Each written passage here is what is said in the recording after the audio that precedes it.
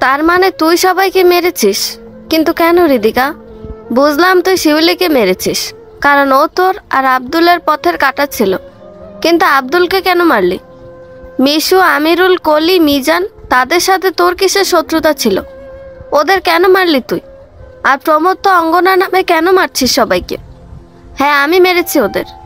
যারা আমার হতে পারে না তারা অন্য কারো কেন হবে? আব্দুল, ওকে আমি ভালোবেসেছিলাম। আমায় বলেছিল আমি শিউলি থেকেও বেশি সুন্দরী।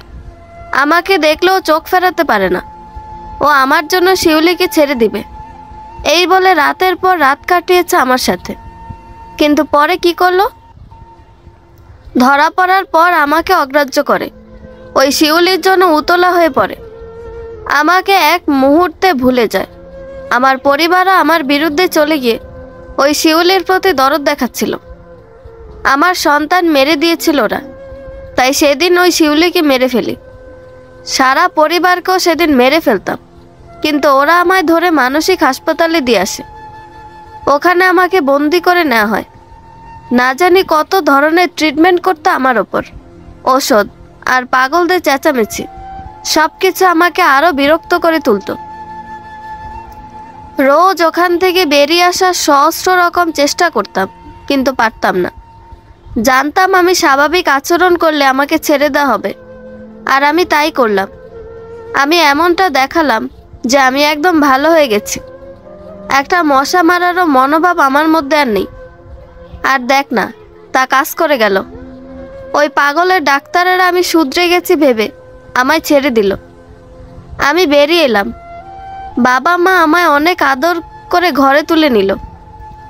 আমি তাদের কাউকে মারিনি, কারণ ওদের মারলে সরাসরি আমি ফাঁসতাম। তাছাড়া ওদের মারলে আমার থাকা খাওয়ার ব্যবস্থা কেমনে হতো? ওদের বাঁচিয়ে রাখি আমি আমার স্বার্থে। কিন্তু আব্দুলকে মেরে দিই, তারপর কিছুই ভালো লাগতো না। তোর কাছে এলে তোর দামি কাপড় চোপড় পেতাম, তোর দামি গাড়িতে চড়তে পারতাম, ভালো খাবার খেতে পারতাম। তাই ছোটবেলা থেকে তোর পাশে পাশে থাকার চেষ্টা করে যেতাম আমি। কিন্তু ওই আমার বুড়ো বাপ তা হতে দিত না।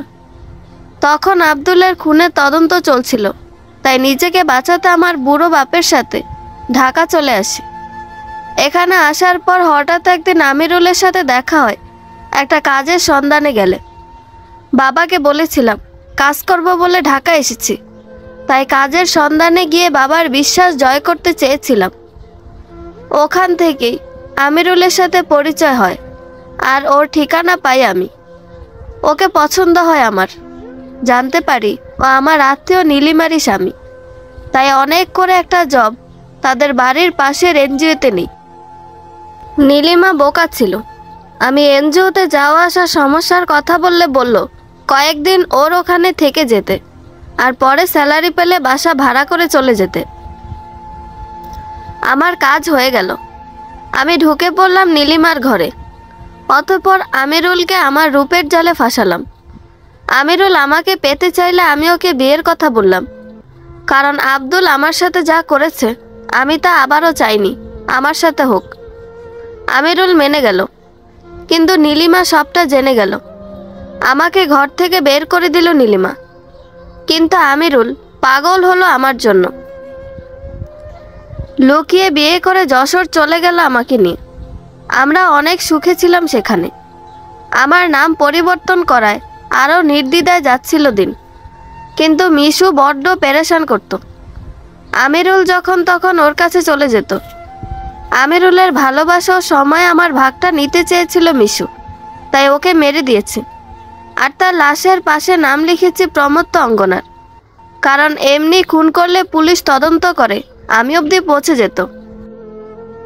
কিন্তু প্রমোদ অঙ্গনা সর্বকালের সফল খুনি ছিল, যে কখনো কোনো প্রমাণ ছেড়ে যায় না, বরং পুলিশকে চ্যালেঞ্জ করে লাশের পাশে তার নাম ছেড়ে যেত।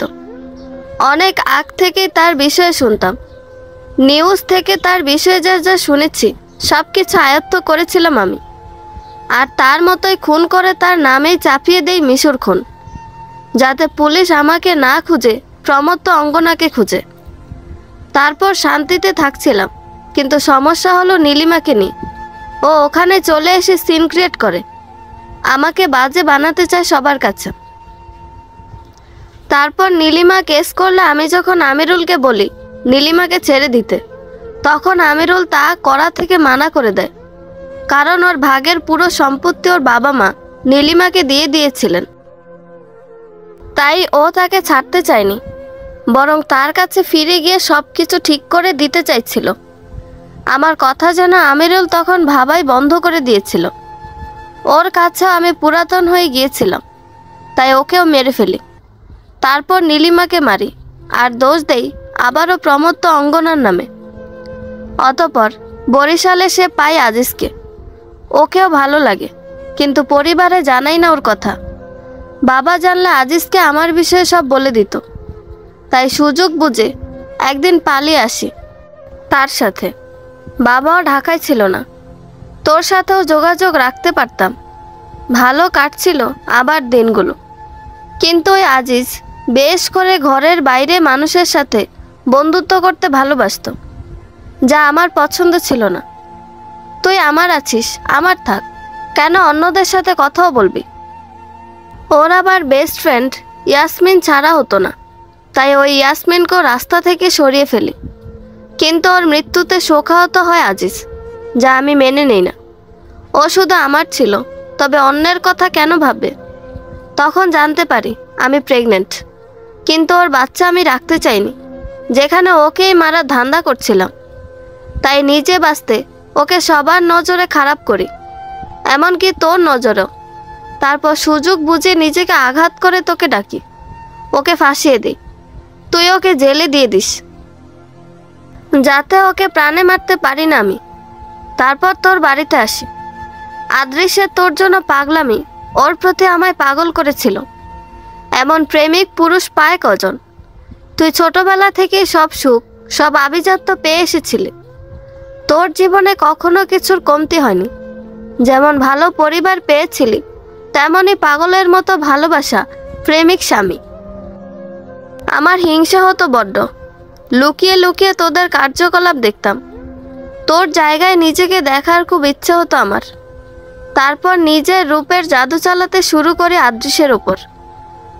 প্রথম ও আমার দিকে নজর দেয় না, ও তোর অন্ধ প্রেমিক ছিল। কিন্তু আমিও হার মানিনি। ওর সামনে এভাবে আসতাম যে অবশেষেও আমার দিকে তাকাতে বাধ্য হলো। আমি ওর সামনে খুব নম্র ভদ্র সাজার অভিনয় করতাম। একদিন তুই হাসপাতালে ছিলি, তখন তোর রুমে ঢুকে বসেছিলাম আমি। যখন বুঝতে পারলাম আদৃশ আসছে, তখন টান দিয়ে শাড়ি খুলে নিলাম শরীর থেকে। পেটিকোট আর ব্লাউজ পরা অবস্থায় পিছন মুড়ে দাঁড়িয়ে এমন ভাব করছিলাম যেন আমি তখন শাড়িটা পরছিলাম। ও তখন তুই মনে করে আঁখি বলে আমাকে পিছন থেকে জড়িয়ে ধরেছিল। ওর স্পর্শ পাগল করে তুলেছিল আমাকে, কিন্তু ও আমাকে সেখানে দেখে বাকরুদ্ধ হয়ে যায়। আমার শরীরে তখন লোলভ দৃষ্টিও যায়, তার আন্দাজ করতে পারি আমি, কিন্তু ও নিজেকে সংযত করে চলে যায়। সেদিনের পর থেকে আমি বুঝতে পারি ও আমার প্রতি দুর্বল হয়ে গেছে। একদিন ও আমাকে বিয়ের জন্য প্রস্তাব দিয়ে বসে। তখন আমি ন্যাকা সেজে তোর কথা বলে মানা করে দিতে চাইলে ও বলে ও সব সামলে নিবে। তারপর আর কি, ও তোর ওপর আমাকে নিয়ে আসে। কিন্তু সব কিছুর পরে ওকে পেয়ে গেল, ওর মনে তোর জায়গাটা নিতে পারিনি আমি। ওর মন থেকে তোকে ভুলিয়ে দেওয়ার সব রকম প্রচেষ্টা করতে থাকি। তখন মধ্যে থেকে কলি উড়ে এসে জুড়ে বসতে চেয়েছিল, অসহ্যকর, তাই ওকেও মেরে দিই। আদৃশ শুধুই আমার, ওর ভাগ আমি কাউকে দিতে চাইনি। তারপর তোকে মারতে চাই, কিন্তু তুই যথেষ্ট শক্তিশালী ও চালাক। এছাড়াও তোর আশেপাশে প্রায় সময় গার্ড থাকতো, তাই তোকে মারা সহজ ছিল না আমার জন্য। তোকে আমি ভিতর থেকে দুর্বল করতে চেয়েছিলাম, তোর সম্মান ধুলোয় মিশাতে চেয়েছিলাম। তাই তোদের ডিভোর্সের বিষয়টা আমি রিপোর্টার লিজানকে দিয়ে ফাঁস করাই, যার পরিবর্তে তাকে টাকাও দেই। কিন্তু আমার কাজ হয়ে যাওয়ার পর আমি ওকে মেরে ফেলি, কারণ আমি কোনো প্রমাণ বা সাক্ষী রাখতে চাইনি আমার বিরুদ্ধে, তাই ওকেও মারতে হয় আমায়। অতঃপর আদৃশের পরিবারকেও দূর করে দেই আমি ওর কাছ থেকে। আদৃশের সময় একান্ত নিজের ভাগ জমানোর জন্য রিয়াদকেও মারতে চাই, কিন্তু তার আগে তাকে মেরে ফেলে আসল প্রমত্ত অঙ্গনা। কিন্তু এসব কিছু করার পরও আমি আদৃশকে পেতে পারি না। না জানি তুই কি জাদু করে রেখেছিস ওকে। মরে গেল তোর নাম ভুলবে না। সারা রাত কাটাতো আমার সাথে, কিন্তু ঘুমের ঘরে নাম নিত তোর। যার শরীরে আমি রাজ করতে পারলো, মন তোর বসেছিল, যা আমি মানতে পারবো না কখনো। তাই ওকেও মারবো ভেবে নিয়েছি। কিন্তু আজ তার আগে তুই মরবি। সেদিন রাতে আমার হাত থেকে বেঁচে গেল, আজ বাঁচবে না। অতঃপর রিদিকা উঠে এসে ছুরি দিয়ে আখির ওপর প্রহার করতে নিলে আখি এক হাতে তাকে সজোরে আরেকটা ঘুষি দেয়, যাতে সে আবারও ছিটকে পড়ে। আখির অন্য হাতে ফোন ছিল, যাতে রেকর্ডারও অনেক আগে অন করেছিল রিদিকার অগোচরে। তা ঝটফট বন্ধ করে ছুটে গেল নিজের ব্যাগের কাছে। ফোনটা হাতে নিয়ে না জানি কী সব টাইপিং করলো তাড়াতাড়ি। তারপর ফোন ব্যাগে রেখে ব্যাগ থেকে একটা ইঞ্জেকশন আর ওষুধ বের করলো আখি। ওষুধটা ভেঙে ইঞ্জেকশনে ভরে নিল। তখন রিদিকা আখির পিছন থেকে এসে ওর ওপর আবার প্রহার করতে নিলে আখি সরে দাঁড়ালো, আর রিদিকা মুখ থুবড়ে পড়ল। আখি সাথে সাথে ছুটে গিয়ে রিদিকার ঘাড় বরাবর ইঞ্জেকশনটা পুশ করে দিল। তারপর সজোরে হেসে উঠল। হকচকিয়ে বলল রিদিকা, তুই আমাকে কি পুশ করলি আখি?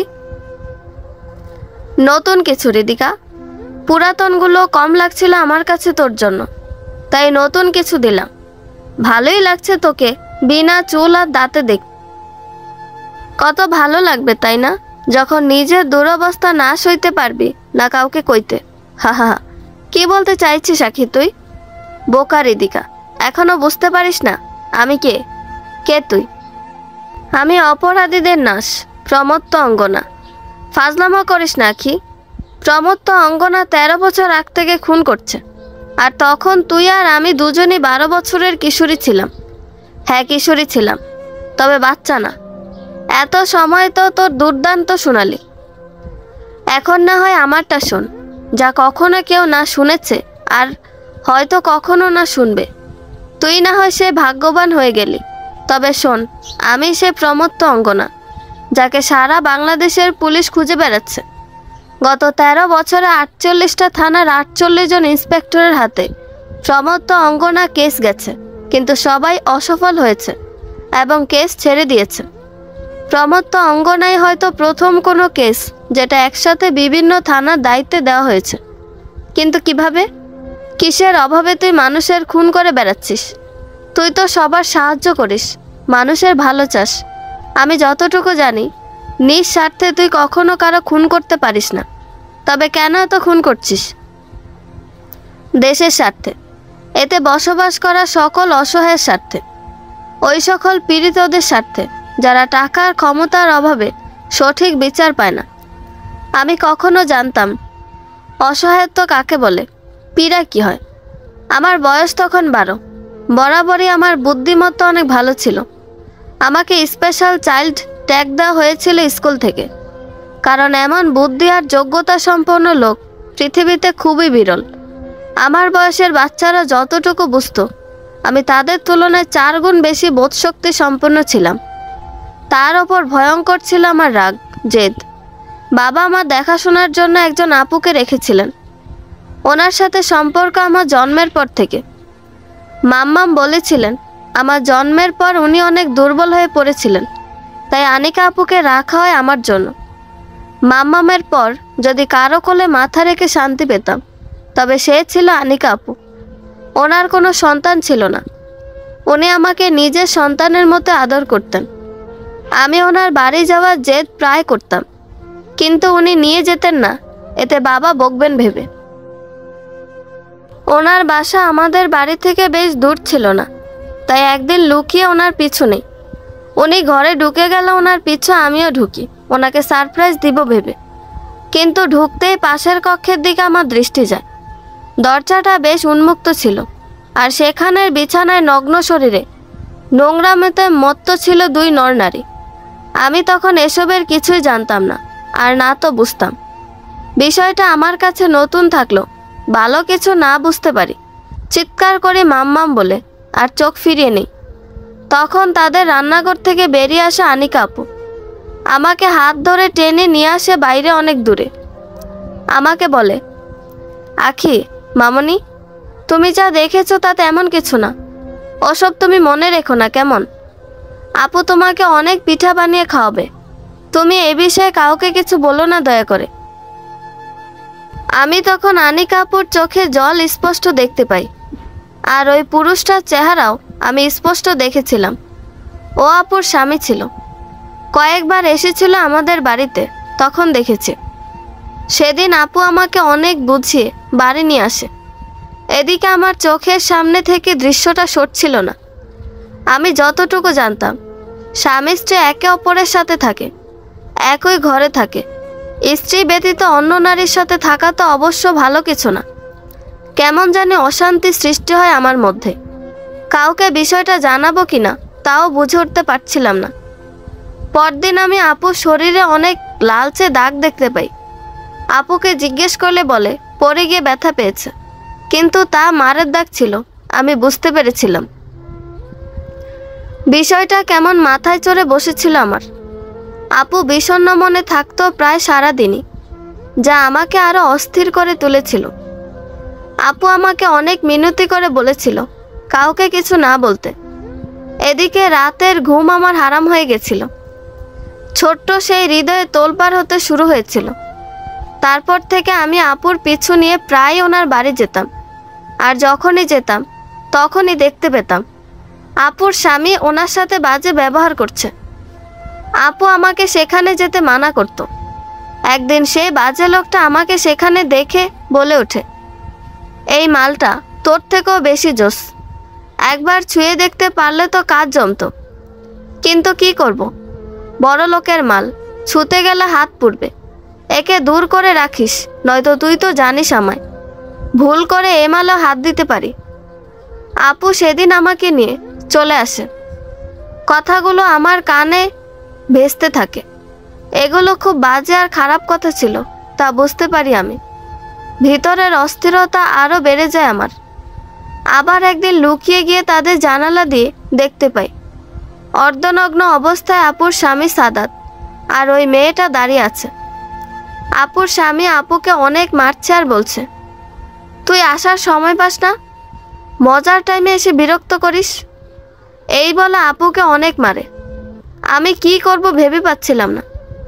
আমি ছুটে আটকাতে গেলে আপু তার স্বামীকে ছাড়িয়ে আমাকে নিয়ে বেরিয়ে আসে।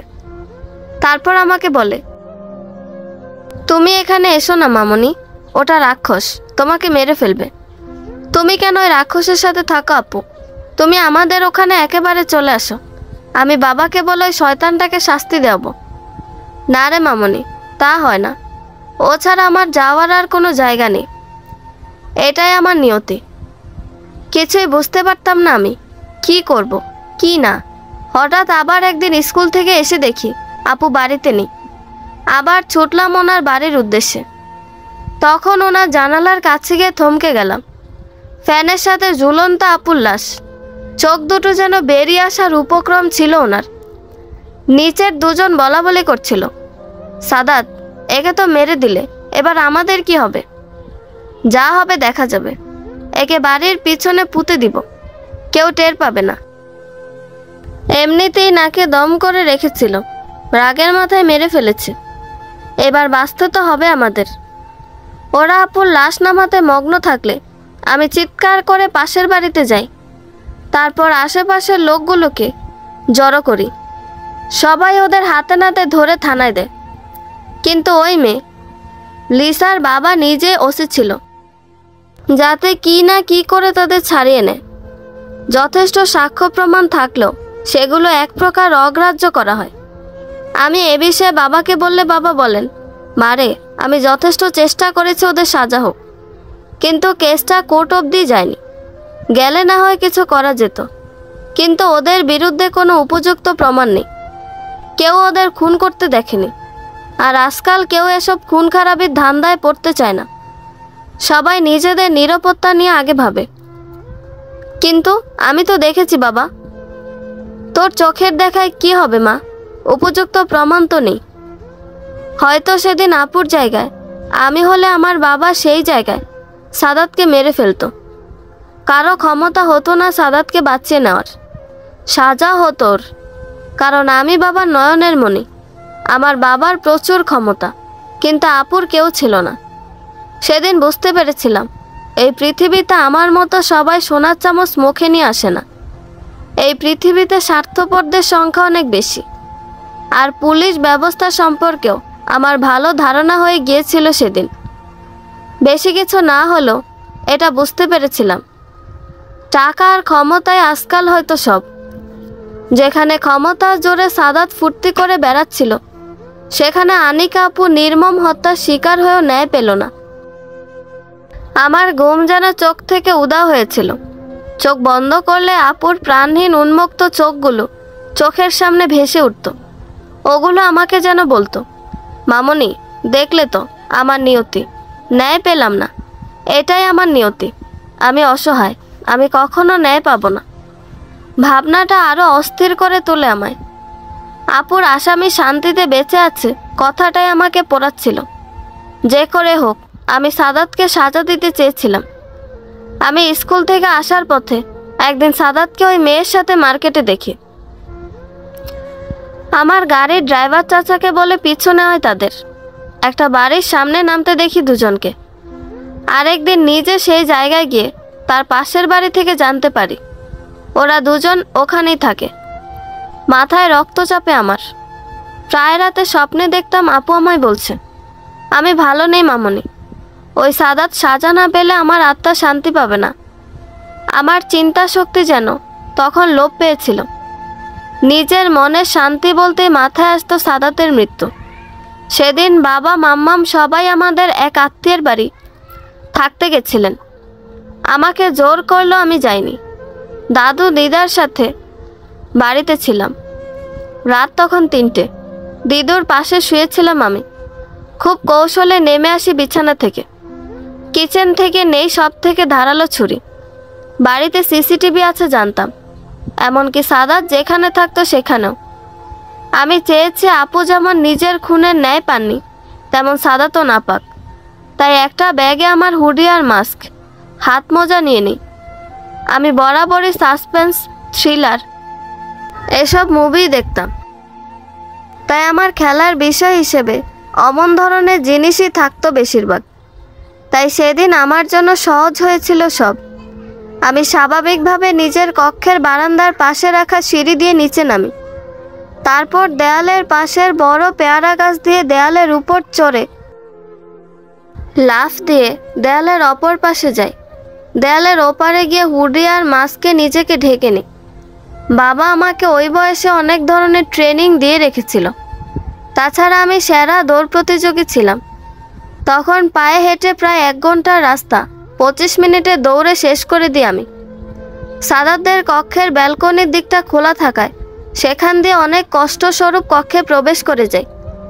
দুজন তখন উন্মুক্ত শরীরে শুয়েছিল, উপরে শুধু একটা চাদর রেখে।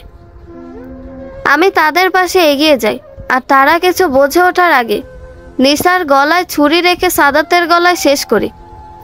আমার হাতের টানটা এত জোর ছিল যে তারা চিৎকার করার আগেই প্রাণ বেরিয়ে গিয়েছিল। ওদের উন্মুক্ত প্রাণহীন চোখ দেখে পেয়েছিলাম সেদিন মনে শান্তি। ওদের রক্ত আমার মাথায় চড়া রক্ত নামিয়েছিল।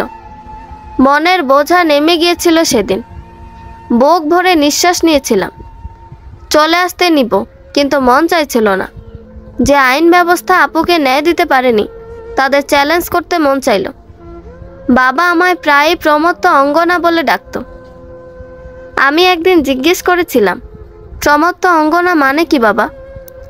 এর মানে হলো পাগল মেয়ে, নারী। তুই যে সারাদিন পাগলামি করিস, তাই আদর করে ডাকি। বাবা আদর করে ডাকলো। এই নামের সত্তা আমার মধ্যে জীবিত ছিল সেদিন, আমি জানতে পারি। তাই নিজের পরিচয় স্বরূপ সেখানে লিখে আসি প্রমত্ত অঙ্গনা। ক্ষমতার জোরে অন্যায়কারীদের বেঁচে বেড়ানো মানায় না। অতঃপর যেভাবে গিয়েছিলাম সেভাবেই চলে আসি। সেদিনের পর শান্তিতে গুম হয় আমার। আপুকে আর স্বপ্নে দেখিনি। পুলিশ এসে ওদের নগ্ন লাশের পাশে এসব লেখা দেখে হতভম্ব হয়। সিসিটিভি ফুটেজ থেকে ওরা হুডিওয়ালা মাস্ক পরা কেউ একজন ছাড়া আর কোনো রহস্যের সন্ধান পায় না। তারপর ভালো যাচ্ছিল দিন, স্বাভাবিক চলছিলাম আমি। হঠাৎ আমার এই ক্লাসমেটের বস্ত্রহীন লাশ পাওয়া যায় একটা খালের পাশে। ওকে ধর্ষণের অপরাধে 4 জনকে গ্রেফতার করা হয়ে গেলে তারাও ছাড়া পেয়ে যায় টাকার জোরে। ততদিনে এসব ধর্ষণ বিষয়ে অনেক কিছুই বুঝতে পারতাম। ও অনেক মেধাবী আর ভালো মেয়ে ছিল। ওর বাবা সাধারণ স্কুল শিক্ষক হলেও মেয়েকে ভালো স্কুলে পড়াচ্ছিলেন। তাকে নিয়ে অনেক স্বপ্ন ছিল ওনার।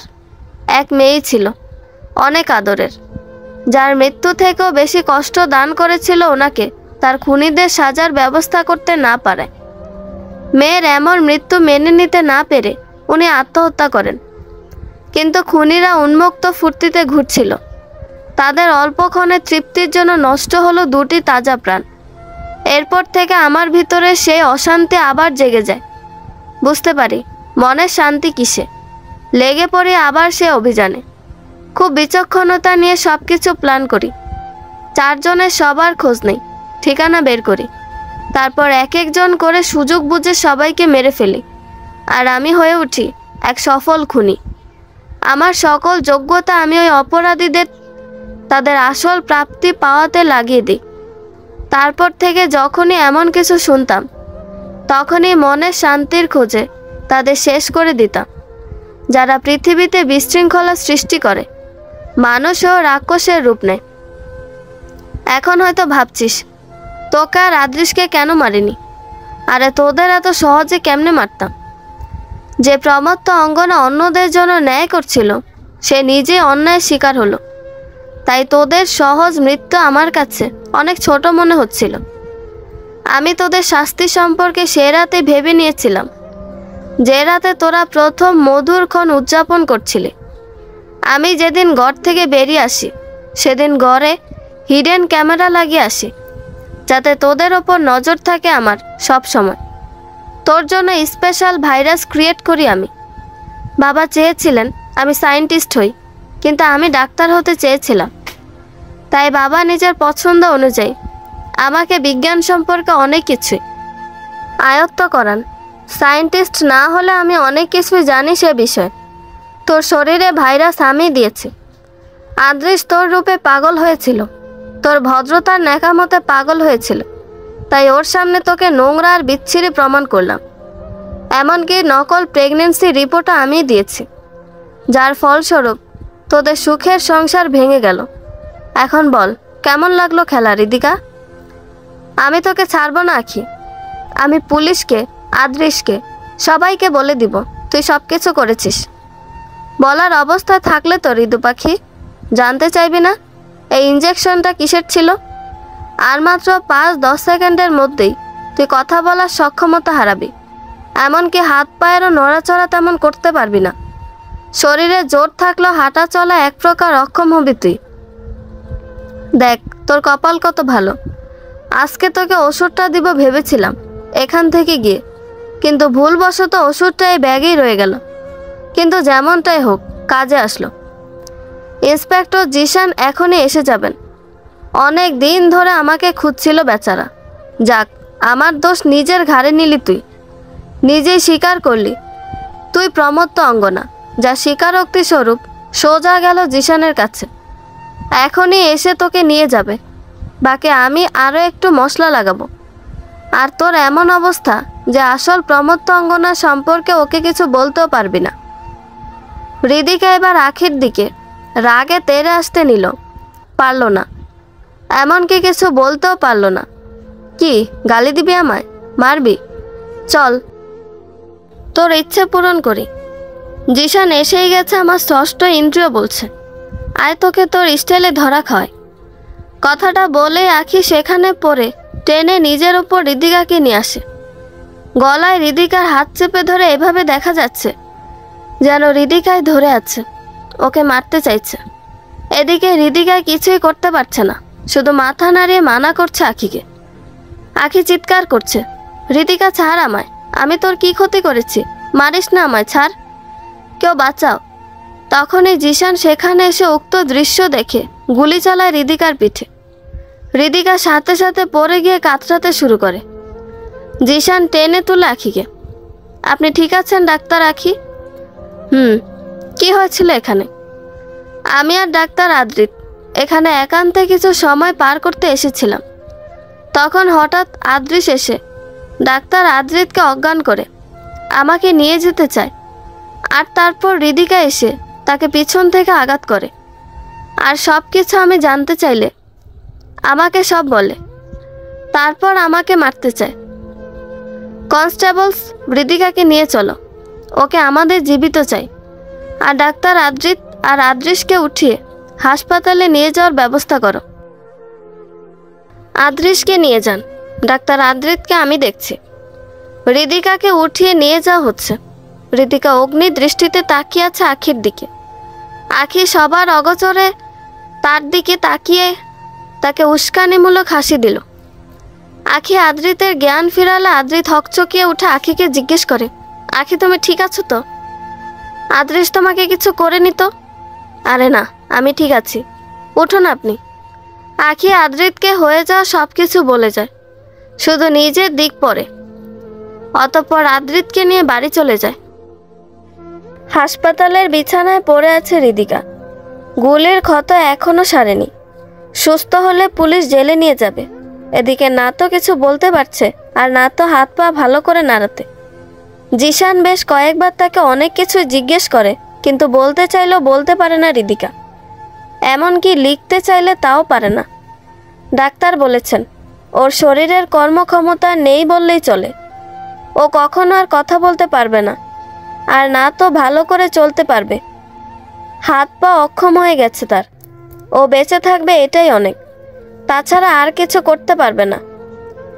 এখন ওর বাঁচা মরা সব কিছুতেই পরনির্ভরশীল হয়ে থাকতে হবে তাকে। ইন্সপেক্টর জিশান পড়লেন বড্ড দুশ্চিন্তায়। স্যার, কি ভাবছেন? আমরা নকল প্রমত্ত অঙ্গনাকে তো পেয়ে গেলাম, কিন্তু আসল জনের কাছে কিভাবে পৌঁছাবো? আপনি তো বললেন নকল জন অবধি পৌঁছালে আসল জনকে পাওয়া যেতে পারে। না সুমন, আমার মনে হয় না ওই আসল জনকে আর পাওয়া যাবে বলে। কেন স্যার? কারণ প্রমত্ত অঙ্গনা যেই হোক না কেন খুব চালাক। আমি কেন? আমার থেকে সাকসেসফুল অনেক ইন্সপেক্টরও বৃথা গেছেন প্রমত্ত অঙ্গনার পিছন পড়ে। তবে একদিক থেকে আমার তাকে সমর্থন করতে ইচ্ছে করে। এমন অনেক কেস আছে যা আমরা চাইলেও সমাধান করি না। অনেকেই ক্ষমতার বলে উচ্চ স্তর থেকে অর্ডার আনিয়ে ছাড়া পায় আমাদের হাত থেকে। পুলিশ হয়ে আমরা কিছু দুর্নীতিবাজ আর ক্ষমতা সম্পন্ন লোকের হাতের ধুলা হয়ে থেকে যাই।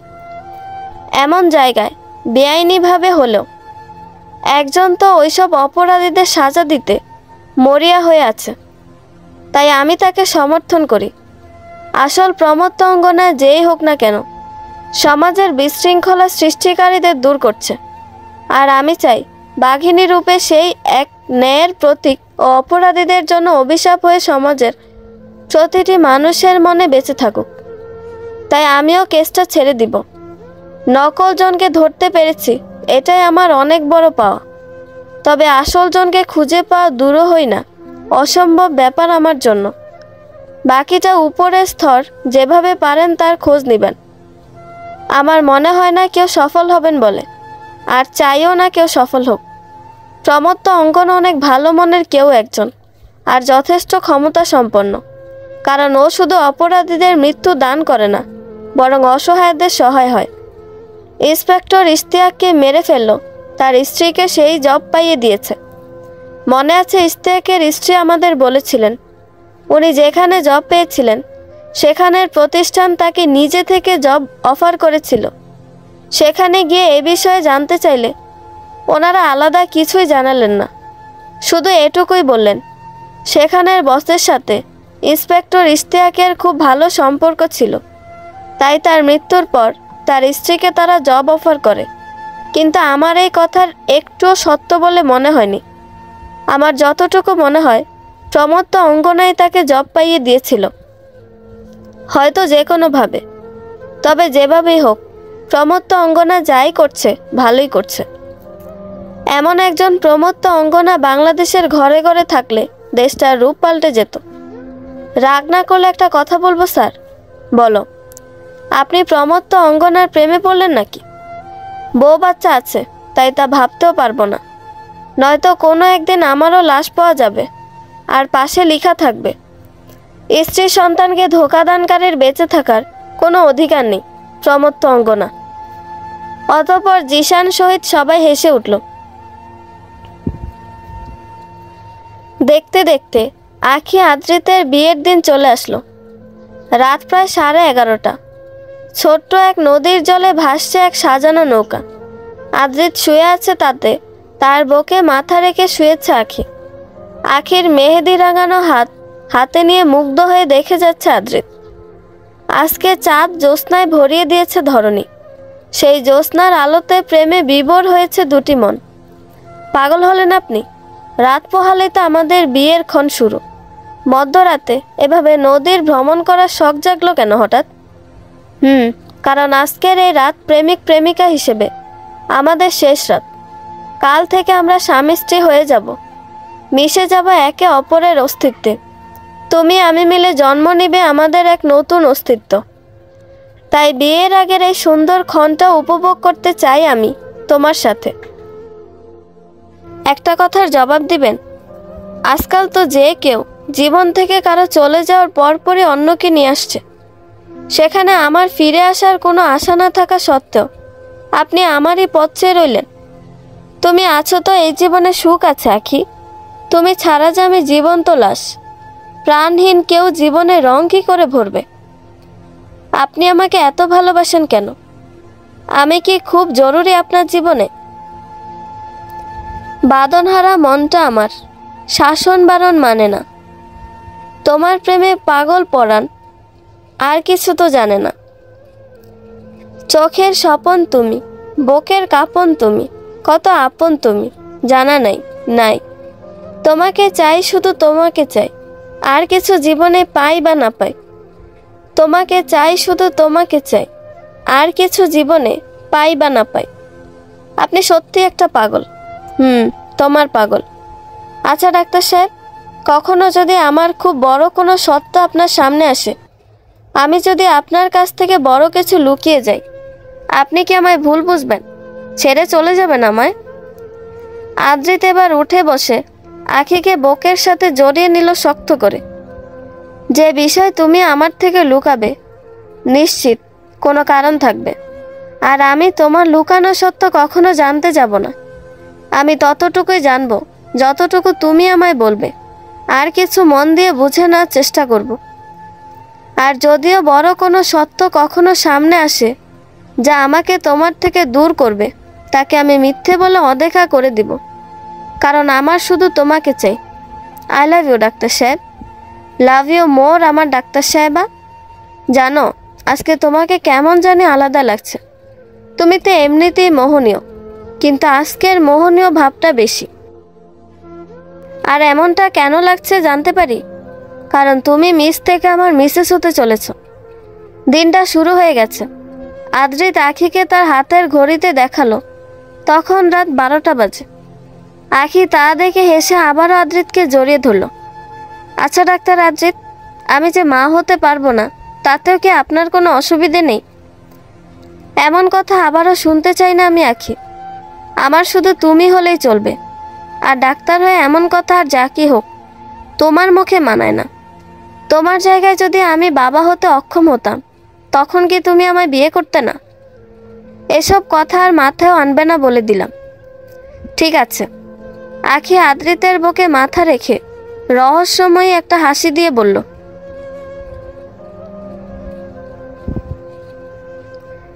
আখির বিয়ের তড়িঘড়ি শুরু হয়েছে। বিয়ের লেহেঙ্গাতে আখিকে দেখে চোখ ভরে এলো তার বাবা মায়ের। আখি এগিয়ে গিয়ে তাদের সালাম করলো। এই তো সেদিন নার্স হাতে রেখে বলেছিল, স্যার আপনার একটা ফুটফুটে রাজকন্যা হয়েছে। সেদিন কোলে নিয়ে কত আদর করেছিলাম তা শুধু আমি জানি। আমার সেই পাগলি প্রমোদ তো অঙ্গনা, যে আজ কত বড় হয়ে গেছে বিশ্বাস হচ্ছে না নিজের চোখে। আজ তোর বাবা আর ভাইয়ের জন্য তোর থেকে 3টে বছর দূরে থাকলাম, অবশেষে তোকে পাশে পেলাম। তো অন্যরা নিজেদের ঘরে নিয়ে যাওয়ার জেদ করছে তোকে। ইচ্ছে করছে তোকে বকে লুকিয়ে নিই। বাবা, মাম্মাম, তোমরা এমনটা করলে আমি কিন্তু যাব না। পরে ডাক্তার আদ্রিত আবার সুইসাইড করতে নিলে দায়ভার কিন্তু তোমাদের। এমনি কাঁদিয়ে আমার এত টাকার মেকআপ নষ্ট করছো। আখির কথায় সবাই হেসে ফেলে। আহিল ওর কান মুড়ে দিয়ে বলল, ওই বাটপার, ওয়াটারপ্রুফ মেকআপ করিয়ে ঢং করছিস। বাবা, মনে আছে তোমার? ডাক্তার যখন ওকে এনে তোমার কোলে দিয়েছিল তখন ও সাথে সাথে হিসু করে দিয়েছিল, ভাইয়া আমি তোকে ছাড়বো না, মাম্মাম বাঁচা আমায়। নিজের বিয়ের দিনও শ্যাওলা গাছের পেতনি পড়েছে আমার পিছন, বাঁচাও আমায়। দাঁড়া, এখনই তোর ঘাড় মটকাবো। ওরে থাম তোরা, এই পাগল মেয়েটা আমার কখনো শুধরাবে না। হাসতে হাসতে বললেন আখির মাম্মাম। সবাই হাসতে লাগলো। বিয়েটা একটা কনভেনশন হলে রাখা হয়েছে। বরের সাজে আদ্রিতকে দেখে তার বাবা মায়ের মন জড়িয়ে গেল। আদ্রিত বাবা মাকে সালাম করে নিল। দুজনেই দোয়া করলেন তাকে। জলদি করে চল, আখিমাকে ঘরে লক্ষ্মী করে ঘরে নিয়ে আসি। হয়েছে, আর ঢং করতে হবে না তোমায়। যা করেছ, আমার ছেলেটাকে মারতে বসেছিলে আর এখন ঢং করা হচ্ছে। অভিনয় করা বন্ধ করা আরিয়ান। আমার আখিমা আমার জন্য আসছে এখানে, তোমার কিছু হয় নাও। শায়লা, আমার কথাটা তো শোনো। আদ্রিত, চলে আয় জলদি, আমি দেখি কোনো দিকে কিছু কম পড়েছে কিনা। দেখলি তো তোর মা কিভাবে চলে গেল। ভুল করে গেছি, ক্ষমা করা কি যায় না? চিন্তা করো না বাবা, আমি মায়ের সাথে কথা বলবো। হ্যাঁ বাবা, চলো, আমিও কথা বলবো মায়ের সাথে। সিয়াম, তুমি মিহিরকে নিয়ে আসো, আমি নিশিকে নিয়ে যাই। আদ্রিত বরের গাড়িতে উঠবে তখনই কোথাও হতে ছুটে এলো রিঙ্কি। আদ্রিতকে জড়িয়ে ধরতে যাবে, তার আগে আদ্রিত সরে দাঁড়ালো।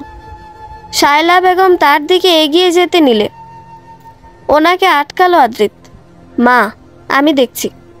কি ব্যাপার, এখানে কি করছো তুমি রিঙ্কি? তুমি প্লিজ আখিকে বিয়ে করো না, আমি তোমাকে অনেক ভালোবাসি আদ্রিত। দেখো রিঙ্কি, আমি তোমার ভালোবাসার সম্মান করি, কিন্তু আমি আর প্রতিদান দিতে পারবো না। আমি আখিকে খুব ভালোবাসি।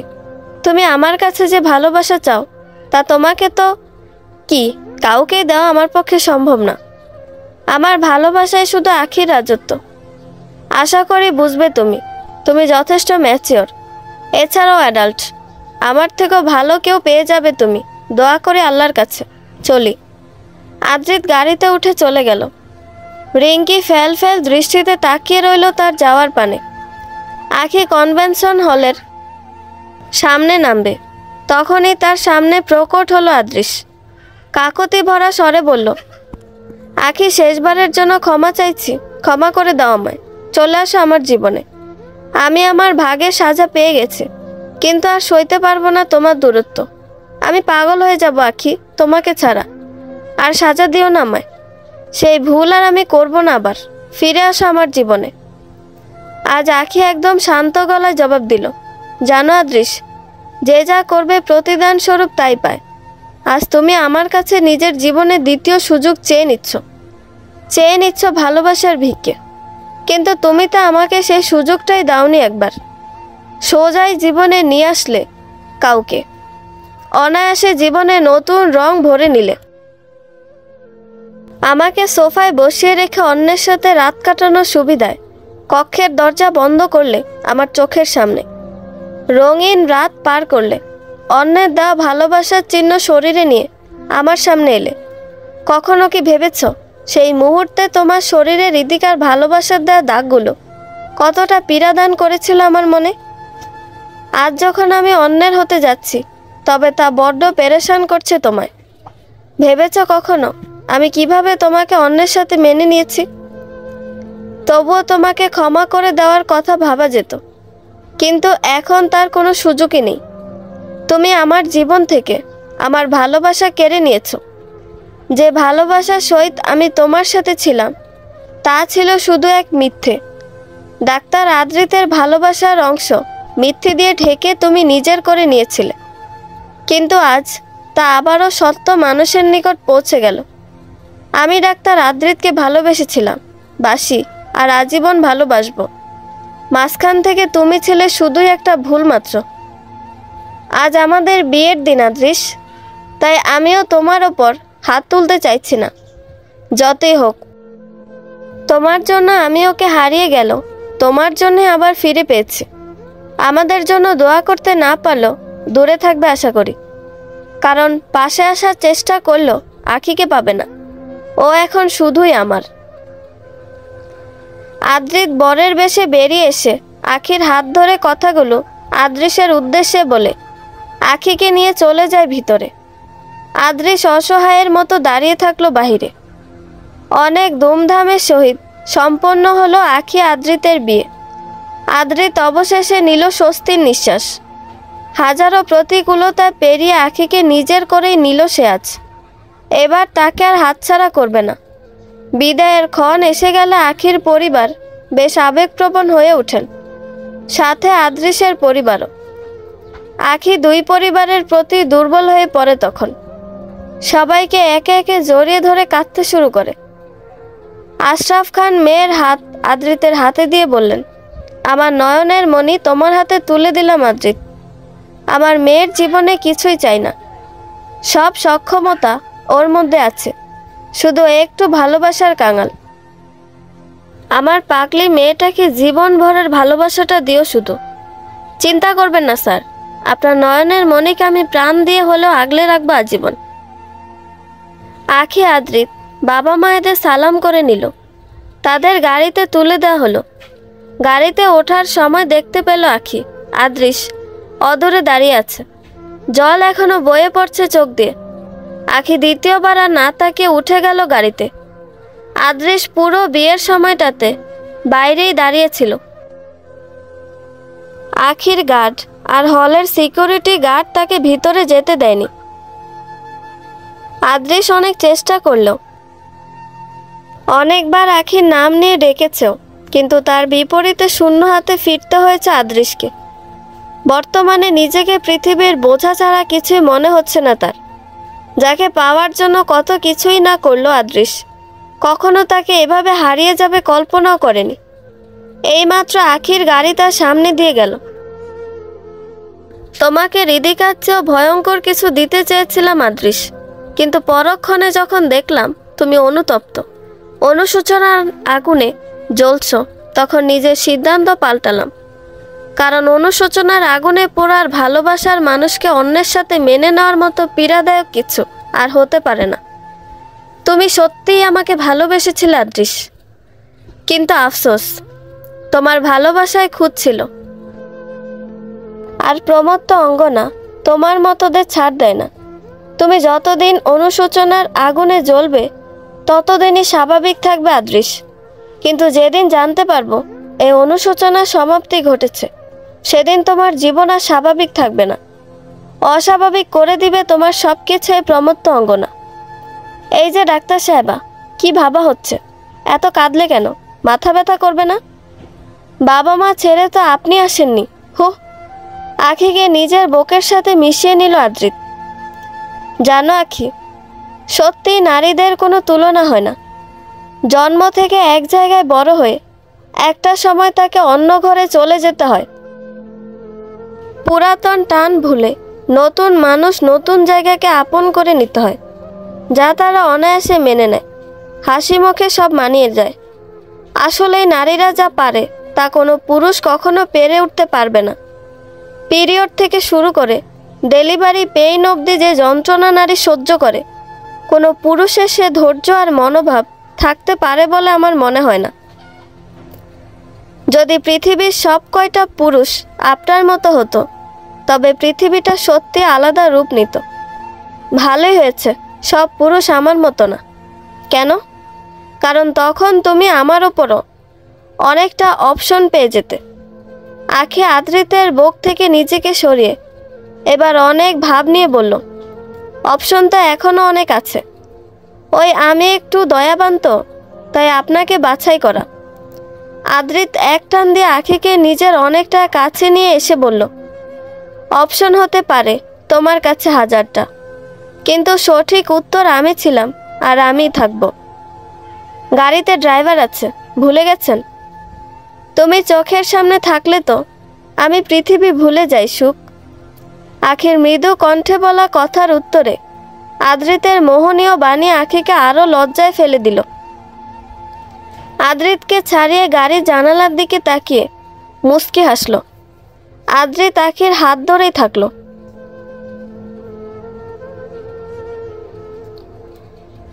আদ্রিস আখির স্বপ্নের ভুবনে এসেছে নিজের পরিবারের কাছে। এসে মায়ের পায়ে লেপ্টে পড়েছে, কেঁদে কেঁদে বলতে শুরু করেছে, মা গো, আমায় ক্ষমা করে দাও। আমি জানি তোমরা আমায় ক্ষমা করনি, তাই সেদিন আমাকে হাসপাতালে দেখতে গেল, আমার পাশে থেকে আমার দেখাশোনা করলো, আমার সাথে একটা কথাও বলনি তোমরা। বরং আমি সুস্থ আছি জেনে চলে এলে। আমি না হয় বাজে, তাই বলে কি এত পর করে দিবে? দেখো না, আজ নিঃস্ব হয়ে গেছি। আমার কেউ রইল না মা। ওই রিদিকা আমার সব কেড়ে নিল আমার আখিকেও। মায়ের মন আর শক্ত রাখতে পারলেন না। আদ্রিসকে পা থেকে তুলে চোখের জল মুছে দিয়ে বললেন, ভেবেছিলাম তোকে কখনো ক্ষমা করব না, কিন্তু মা হয়ে যে নিরুপায় আমি। 9 মাস গর্ভে ধরেছি তোকে আমি, কি করে পর করে দিব? ভাইয়া, ভাবি, ক্ষমা করে দাও আমায়। আমি সত্যি আজ লজ্জিত। আমরা তোর ওপর আর রেগে নেই আদ্রিস, তুই তোর ভুল বুঝতে পেরেছিস, সেটাই অনেক। তোমরা আমার সাথে চলো, আমরা আবার একসাথে থাকবো। না আদ্রিস, এমনটা আর হয় না। আমরা এখানেও বেশি দিন থাকবো না। আমি একটা ব্যবসা শুরু করেছি, আর কম দিনে অনেক উন্নতিও হয়েছে। কয়েকদিনে নিজের উদ্যোগে নিজের একটা বাড়ি তৈরি করার কাজ লাগাবো। কেন ভাইয়া, আমাদের বাড়ি আছে তো? না রে, ওই বাড়িটাও বাবা তোর নামে লিখে দিয়েছে। আমি নিজের ক্ষমতায় নিজের সব কিছু গড়তে চাই নতুন করে। ভাইয়া, এখন আমার সব কিছুই তো তোমরা। প্লিজ, তোমরা আমায় ফিরিয়ে দিও না। আমার সাথে চলো, আমি আমার সব কিছু তোমার নামে লিখে দিব। আমার চাই না আর কিছু, শুধু তোমরা সাথে চলো। না রে, তা আর হয় না। তুই বরং নিজের জীবন নতুন করে শুরু কর, আমরা তোর পাশে আছি। পর করে দিলে না তোমরাও, ওই আখির নামক নির্দয়ের মতো তোমরাও পর করে দিলে। ভালোই করেছ, এটাই আমার প্রাপ্য। আমি কারো আপন না, কারো না। আদ্রিস, শোন আমাদের কথা। আদ্রিস কাঁদতে কাঁদতে বেরিয়ে চলে এলে আদিলের ডাকে কান্না দিয়ে। আখিকে শায়লা মা আর ইশিকা মিলে আদ্রিতের কক্ষে নিয়ে এলেন। আখি, তোর কিছুর প্রয়োজন হলে আমাকে আগে ডাক দিবি, কেমন? এত ভারী সাজে ক্লান্ত লাগছে হয়তো, যা তাড়াতাড়ি ফ্রেশ হয়ে নে, তারপর রেস্ট করবি। মামনি, আমি আসলে একটা কথা বলতে চাইছিলাম। বল। আঙ্কেল যা করেছিলেন তা ওনার জায়গা থেকে ঠিকই ছিল, কিন্তু তারপর তো উনি সেটাকে নিজের ভুল হিসেবে ধরে নিয়েছেন। শুধু যে ডাক্তার আদ্রিতের প্রাণের বদলে উনি বিয়েতে রাজি হয়েছেন তেমনটা নয়। সেদিন আমি ওনার চোখে শুধু ডাক্তার আদ্রিতের জন্য ভালোবাসা নয়, অনুশোচনাও দেখতে পেয়েছিলাম, তাই বিয়ের জন্য রাজি হয়েছে। তাছাড়া এঙ্গেজমেন্টের দিন আঙ্কেল নিজের অনেক কাছের আত্মীয়দের তাদের মুখের ওপর জবাব দিয়েছিলেন সবার সামনে, যখন ওনারা আমার আর ডাক্তার আদ্রিতের বিয়ে নিয়ে আঙ্কেলকে অপদস্থ করতে চাইছিল। আঙ্কেল সত্যি অনুতপ্ত মামনি, তোমাকে অনেক ভালোবাসেন, ওনাকে আর কষ্ট দিও না। ওকে, ভেবে দেখবো তোর আঙ্কেলের কথা।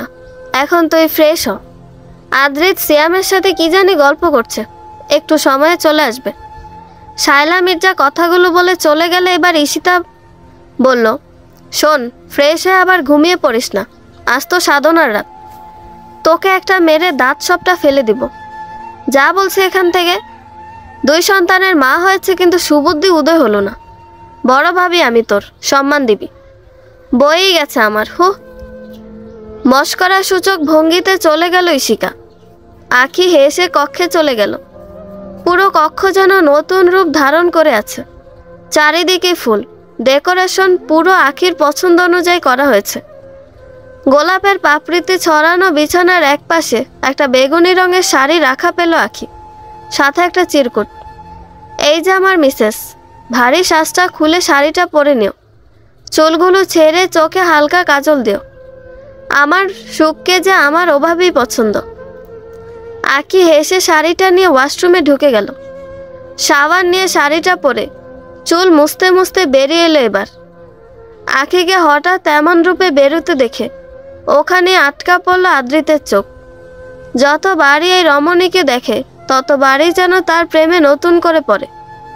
আদ্রিতের ধ্যান ভঙ্গ করল আখি। এই যে ডাক্তার সাহেব, ফ্রেশ হলেন কখন? আর কোথায়? শেরানি খুলে দেখি শার্ট পরে নিয়েছেন, আর এভাবে জায়নামাজে বসে কি করছেন? ফ্রেশ আমি অন্য ওয়াশরুমে হয়েছে, যাতে আল্লাহর কাছে শুকরিয়া আদায়ে দেরি না হয়। অজু করে আসুন ডাক্তার সাহেবা, শুকরিয়া আমরা একসাথে আদায় করব আল্লাহ তাআলার কাছে। আমি এখনই আসছি। আখি অজু করতে চলে গেল। অতঃপর দুজন একসাথে আল্লাহ শুকরিয়া আদায় করে 2 রাকাত নামাজ জামায়াতের সহিত আদায় করে নিল। নামাজ শেষে আখির চোখে আদ্রিত নিজে কাজল দেওয়া জেদ করল। কথা অনুযায়ী তাই করল সে। আখিও মানা করল না। চলো। কোথায়? গেলেই বুঝতে পারবে। আখির হাত ধরে তাকে ছাদের দিকে নিয়ে আসলো আদ্রিত। ছাদে প্রবেশ করতেই আরেক দফা চমকে গেল আখি। সারাটা ছাদ সাজানো, চারিদিকে ফুল ও বেলুন, তাছাড়া অজস্র মোমবাতি। ছাদের এক প্রান্তে একটা বিছানা পাতানো, তার চারিদিক সাদা পর্দায় আবৃত, উপরের দিকটা খোলা। সবকিছু আখির সুন্দর এক কল্পনার মতো মনে হচ্ছে। আদ্রিত আখিকে নিয়ে বিছানাটাতে বসালো। তার কোলে মাথা রেখে শুয়ে পড়ল চট করে। অনেক দিনের স্বপ্ন ছিল আখি, তোমার কোলে শুয়ে জ্যোৎস্না বিলাস করব। আজ পূরণ হলো অবশেষে। তুমি হয়তো ভাবছিলে আখি, এত পাগল হয়ে বিয়ে করেছি, হয়তো প্রথম রাতে তোমায় কাছে পেতে চাইব, কিন্তু আমি এমন কিছুটা ভাবিনি। শারীরিক সম্পর্কের জন্য তো পুরো জীবন পড়ে রয়েছে। বাসর রাতে প্রিয়তমার কোলে জ্যোৎস্না বিলাস করার ক্ষণ আর কত সময় থাকবে? শারীরিক সম্পর্ক ভালোবাসার একটা অংশ মাত্র। পুরো ভালোবাসা জুড়ে তার রাত চলতে পারে না। আমার ক্ষেত্রে তো তা একদমই না। তোমার কি খুব খারাপ লাগবে যদি আজকের রাতের কিছুটা ক্ষণ তোমার কোলে শুয়ে কাটাই? খারাপ কেন লাগবে? বরং অনেক গুণ বেশি ভালো লাগবে। আখির কথার বিপরীতে আদ্রিত মিষ্টি হাসি উপহার দিল। বেশ কিছুক্ষণ আদ্রিত আখির সাথে গল্প করল। নিজের মনে জমে থাকা আখির জন্য সেই লুকন্ত অনুভূতিগুলো আজ সব জানানোর প্রচেষ্টা করে গেল তাকে। আখি তার মধ্য দিয়ে আদ্রিতের মাথায় হাত বুলিয়ে দিতে থাকলে এক পর্যায়ে আদ্রিত ঘুমিয়ে গেল। জ্যোৎস্নার আলোতে আদ্রিতের সুদর্শন চেহারা আরও সুদর্শন লাগছে আখির কাছে। আজ এই গম্ভীর পুরুষের জন্য তার মনের ভালোবাসা ও সম্মান আরও 1000 গুণ বেড়ে গেল। আমি সত্যি ভাগ্যবতী ডাক্তার আদ্রিত। সুব্রতা আপু ঠিকই বলেছিলেন, আল্লাহ যা করেন ভালোর জন্যই করেন। আমার কপালে নিশ্চিত ভালো কিছু আল্লাহ তাআলা রেখেছেন। আমার ভাগ্যে আপনার মতো কেউ লেখা ছিল, তাই আল্লাহ ওই বিশ্বাসঘাতককে সরিয়ে দিলেন। আজ আমি তা বুঝতে পারলাম। আজকে আপনি আরেক দফা প্রমাণ করে দিলেন আপনাকে ভালোবেসে আমি ভুল করিনি। আদ্রিস তো প্রথম দিনই আমায় কাছে টেনেছিল।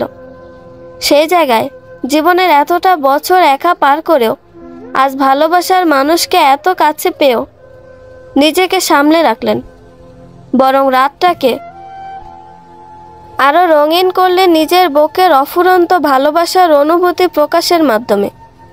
আজ আমার চোখে আপনার সম্মানটা আরও বেড়ে গেল। কথাগুলো বলে আখি বেশ কিছু সময় আদ্রিতের মাথায় হাত বুলিয়ে দিল। অপলকে দেখে গেল তাকে বেশ কিছুক্ষণ।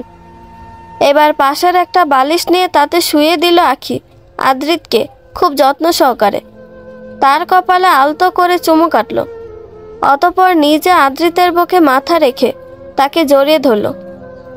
মির্জা হাউসের বাইরের রাস্তায় বসে আছে আদ্রিস। বারবার তাকাচ্ছে বাড়িটার দিকে। বুকের ভিতর চলছে তোলপাড়। তুমি ঠিকই বলেছিলে আখি, যে যা করবে তাই পাবে। নিয়তি দেখো না আমারটা কিভাবে আমাকেই ফিরিয়ে দিল। সেদিন তোমাকে বাইরে রেখে আমিও অন্যের সাথে রঙিন রাতে মগ্ন ছিলাম। হয়তো সেদিন তুমিও এমনভাবে কেঁদেছ, এমন যন্ত্রণায় পুড়েছ। সেদিন বুঝতে পারিনি তোমার কষ্টটা। এমনটা স্বাভাবিক মনে হচ্ছিল আমার কাছে। মোহের পর্দা পড়ে গিয়েছিল আমার চোখে। কিন্তু আজ যখন চোখের সামনে তুমি অন্যের হয়ে গেলে, তখন বুঝতে পারলাম সেদিন তোমার কতটা কষ্ট হয়েছিল। দেখো না, আজ তুমি অন্যের বাহুতে, আর রাস্তায় বসে তোমার ভালোবাসার হাহাকারে পুড়ে মরছি আমি। সেদিন যদি নিজেকে সামলে নিতাম, তবে আজ এই পরিণতি হতো না। হৃদিকা শুয়ে আছে হাসপাতালের বিছানায়। ভিতর জাগ্রত হলো, সারাদিন অচেতনের মতো পড়ে থাকতে হয় তাকে। মুখ ফুটে চাহিদাটাও বলার সক্ষমতা নেই তার। প্রতিশোধ নেওয়া তো দূর, এমন জীবন নিয়ে বেঁচে থাকা এবার দূরও হয়ে পড়েছে। চিৎকার করে কাঁদতে ইচ্ছে করলে তাও পারে না, চাইলে পালাতেও পারবে না, না তো নিজেকে শেষ করে দিতে পারবে। তবে এমন জীবন মৃত্যু থেকেও ভয়াবহ হৃদিকার জন্য। অসহায়ের মতো পড়ে থাকা ছাড়া আর কিছু করার নেই তার। সাত সকালে চোখ খুলেই হঠাৎ আখিকে সামনে দাঁড়ানো দেখে ভিতর থেকে ঘাবড়ে ওঠে হৃদিকা। রাগে গা চলে যাচ্ছে তার, কিন্তু কিছু করতে পারছে না। সকল ক্ষোভ যেন তার চোখ দিয়ে বেরিয়ে আসছে। মুহূর্তেই চোখগুলো রক্তিম বর্ণ ধারণ করে গেছে। এদিকে আখি হাসতে হাসতে বলল, ইস সুইটহার্ট, তোর এমন হাল দেখে সত্যি আমার বুক ফেটে যাচ্ছে। প্রাণের বান্ধবীকে না দেখে থাকতে পারলাম না, তাই দেখতে চলে এলাম। ভালো আছিস তো? আমি তোকে সত্যিই নিজের অনেক আপন একজন মনে করতাম হৃদিকা। নিজের বোনের জায়গায় বসিয়েছিলাম তোকে, কিন্তু জানতাম না স্বার্থপর কারা আপন হয় না। তবে তুই কেমনে ভুলে গেলি হৃদিকা আমার বিষয়ে? আমার সাথে লাগতে আসার আগে কি একবারও তোর মন কাঁপেনি? কিভাবে ভুলতে পারলি আমি আখি সব কিছু জ্বালিয়ে দেওয়ার ক্ষমতা রাখি? দেখলি তো কি হাল হলো অবশেষে। তা চলি, ভালো থাকিস কেমন? আখি চলে গেল। অসহায়ত্বে হৃদিকার চোখ বেয়ে গড়িয়ে পড়ল জল। কক্ষের বারান্দার প্রান্তে দাঁড়িয়ে আছে আখি। আজ মনে নেই কোনো গ্লানি। তিক্ত অনুভূতি সব চাপা পড়েছে আদ্রিতের অসীম ভালোবাসার নিচে। তবুও মনে অল্প খারাপ লাগা বিরাজমান তার। সুখ পাখির মন খারাপের ভাবটা যেন তার প্রেমিক পুরুষ বুঝে যেতে পারল অল্পতে। এসে পাশে দাঁড়িয়ে জিজ্ঞেস করলো, কি হয়েছে? জানেন আপনি, কখনো আমি নিজে জেনে শুনে কোনো অন্যায় করিনি। আমি আদৃশের জন্য হয়তো বাবা, মাম্মাম বা পরিবার কখনোই ছাড়তাম না। সেটা আমার জীবনের একটা বড় অন্যায় ছিল, যা আমি জেনে শুনেই করেছি। কিন্তু আমার তখন তার ন্যায় মনে হয়েছে, কারণ বাবা কখনো আমার ইচ্ছার বিরুদ্ধে যাননি। যা আমার জন্য খারাপ মনে হতো ওনার, তা উনি আমায় বুঝিয়ে বলতেন। বন্ধুর মতো পাশে থাকতেন সব সময়। জানো, সেদিন যদি আদৃশের জায়গায় কোনো গরিব ছেলেকেও বাবার সামনে নিয়ে যেতাম, তাহলে হয়তো বাবা রাগ করতেন। কিন্তু বাবা এমন প্রতিক্রিয়া করতেন না, যতটা আদৃশকে দেখে করেছিলেন। আদৃশের দাদু আমার বাবার ফুফুর স্বামী ছিলেন। উনি ওনার প্রথম স্ত্রী ছিলেন। আদৃশের দাদু আমার বাবার ফুফু, মানে আমার দাদুর উপর অনেক অত্যাচার করেন দ্বিতীয় বিয়ে করার জন্য। অতঃপর দাদু সুইসাইড করেন। সেজন্যই বাবা আদৃশের সাথে আমার বিষয়ে মানছিলেন না। আর আমার কাছে তখন উক্ত দিক অন্যায় বলে মনে হয়েছে, কারণ ওর দাদু এমনটা করেছেন বলে তো জরুরি ছিল না যে ও নিজেও এমনটা করবে। তাছাড়া আমি আদৃশকে অনেক ভালোবাসতাম, তাই ওর হাত ধরি। ভেবেছিলাম বাবাকে উক্ত বিষয় মানিয়ে নিব। যখন বাবা দেখবেন আমরা সুখে আছি, তখন বুঝতে পারবেন এমনটা সকল ক্ষেত্রে হওয়া জরুরি না। কিন্তু অবশেষে বুঝতে পারলাম আমি সেদিন অন্যায় করেছিলাম। জানি না বংশের ছাপ ব্যক্তিত্বে থেকে যায় কিনা, কিন্তু এতটুকু বুঝতে পারলাম কখনো বাবা মায়ের বিরুদ্ধে যেতে নেই। যতই যা হয়ে যাক, ওনাদের মানানোর চেষ্টা করা উচিত, কিন্তু বিরুদ্ধে যাওয়া উচিত না। বাবা মাম্মা মামাকে ক্ষমা করে দিল, আমি নিজেকে ক্ষমা করতে পারি না। এসব বংশের ছাপ বলতে কিছু হয় না আখি। সবই মানুষের ব্যক্তিত্বে থাকে। শরীর ও মনে যদি নিজের আয়ত্ত না থাকে, তবে নিজেকে প্রকৃত মানুষ বলে দাবি করা যায় না। এতে কারো বংশের কোনো দোষ হতে পারে না। আর মানুষ মাত্রই তো ভুল আখি। তুমিও ভুল করেছ, কিন্তু সে প্রকৃত মানুষ যে ভুল শুধরে নেওয়ার ক্ষমতা রাখে, আর তুমি তা করে দেখিয়েছ। হয়েছে, এবার আর মুখ গুমড়ো করে রেখো না। তোমাকে একদম ভালো দেখায় না এভাবে। তা আজ মন চাইছে না? কি, এই যে বৃষ্টি নেমেছে আর আমার ময়ূরটা ঘরে বসে নিরাশ হচ্ছে। ময়ূর তো চলল, কোনো ব্যাঙ আপনি ঘরের কোণেই থাকেন। কি, আমি কোনো ব্যাঙ? দাঁড়াও আসছি। আঁকি হেসে ছাদের দিকে ছুটে গেলে আদ্রিত পিছন গেল ছুটে। রাত তখন প্রায় 1টা। আশপাশটা নীরব, শুধুই চারিদিকে বৃষ্টির কলকাকলি শোনা যাচ্ছে। মনের আনন্দে ভিজে যাচ্ছে আঁখি। আদ্রিত বিমোহিত হয়ে দেখছে তাকে বৃষ্টিতে দাঁড়িয়ে। এই যে মিস্টার কুনু ব্যাঙ, বৃষ্টির আনন্দ নিতে না চাইলে বাইরে আসলেন কেন? এই ময়ূরটাকে দেখব বলে। লজ্জা করে না এভাবে দাঁড়িয়ে একটা মেয়েকে বৃষ্টিতে ভিজতে দেখতে? কেন করবে? মেয়েটা তো আমার নিজেরই বউ। বউ বলে কি সব অধিকার পেয়ে গেলেন?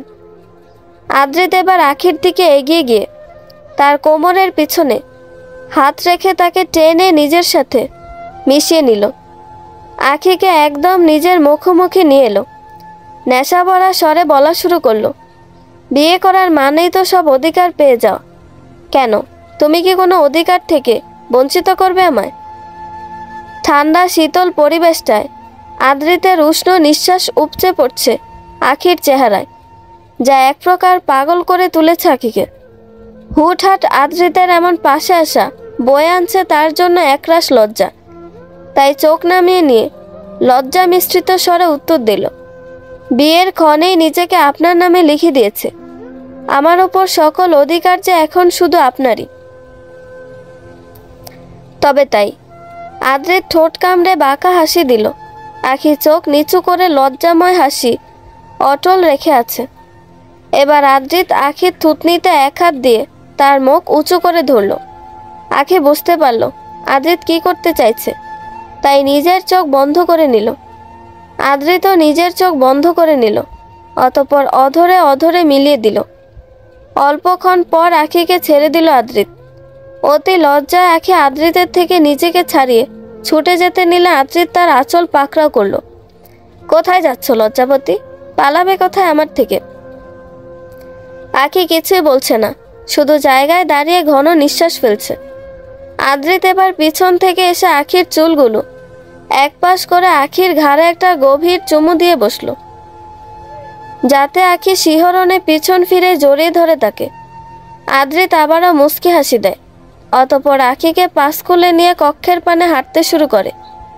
শায়লা মির্জা বিছানার এক পাশ হয়ে শুয়ে আছেন, অপর পাশে আরিয়ান মির্জা। শত চেষ্টার পরও শায়লা মির্জা কথা বললেন না আরিয়ান মির্জার সাথে। এক কক্ষে থাকেন, এটাই ওনার জন্য বড় পাওনা এই কয়েকদিন ধরে। তবুও চেষ্টায় কমতি নেই ওনার। এই যে আদ্রিতের মা, কথা বলবে না? বললাম তো আর হবে না এমনটা। শেষবারের জন্য ক্ষমা করো। তুমি কথা না বলে থাকলে আমার দিন ভালো যায় না, জানো তো। এত রাতে প্যাক প্যাক করো না তো, ঘুমো। বুঝেছি। আঁখির আইডিয়া এবার কাজে লাগাতে হবে। ও মা গো, আহ, বুকে বড্ড ব্যথা হচ্ছে আমার। শায়লা, বাঁচাও আমায়। আরে আরে, কি হয়েছে আরিয়ান তোমার? হঠাৎ বুকে ব্যথা করছে কেন? দাঁড়াও, আমি সবাইকে ডাকছি। আদ্রিত, আরে কি করছো তুমি? নব দম্পতি ওরা, রাত 1টার সময় ডাকতে যাচ্ছ ওদের, বোঝো না কিছু? কিন্তু তোমার যে শরীর খারাপ করেছে। আরে ও তেমন কিছু না, তোমার কথা না বলার দরুন অসুস্থ হয়েছে আমি। তুমি কথা বললে আর তোমার হাতে বুকের মধ্যে হালকা মালিশ পেলে সব ঠিক হয়ে যাবে।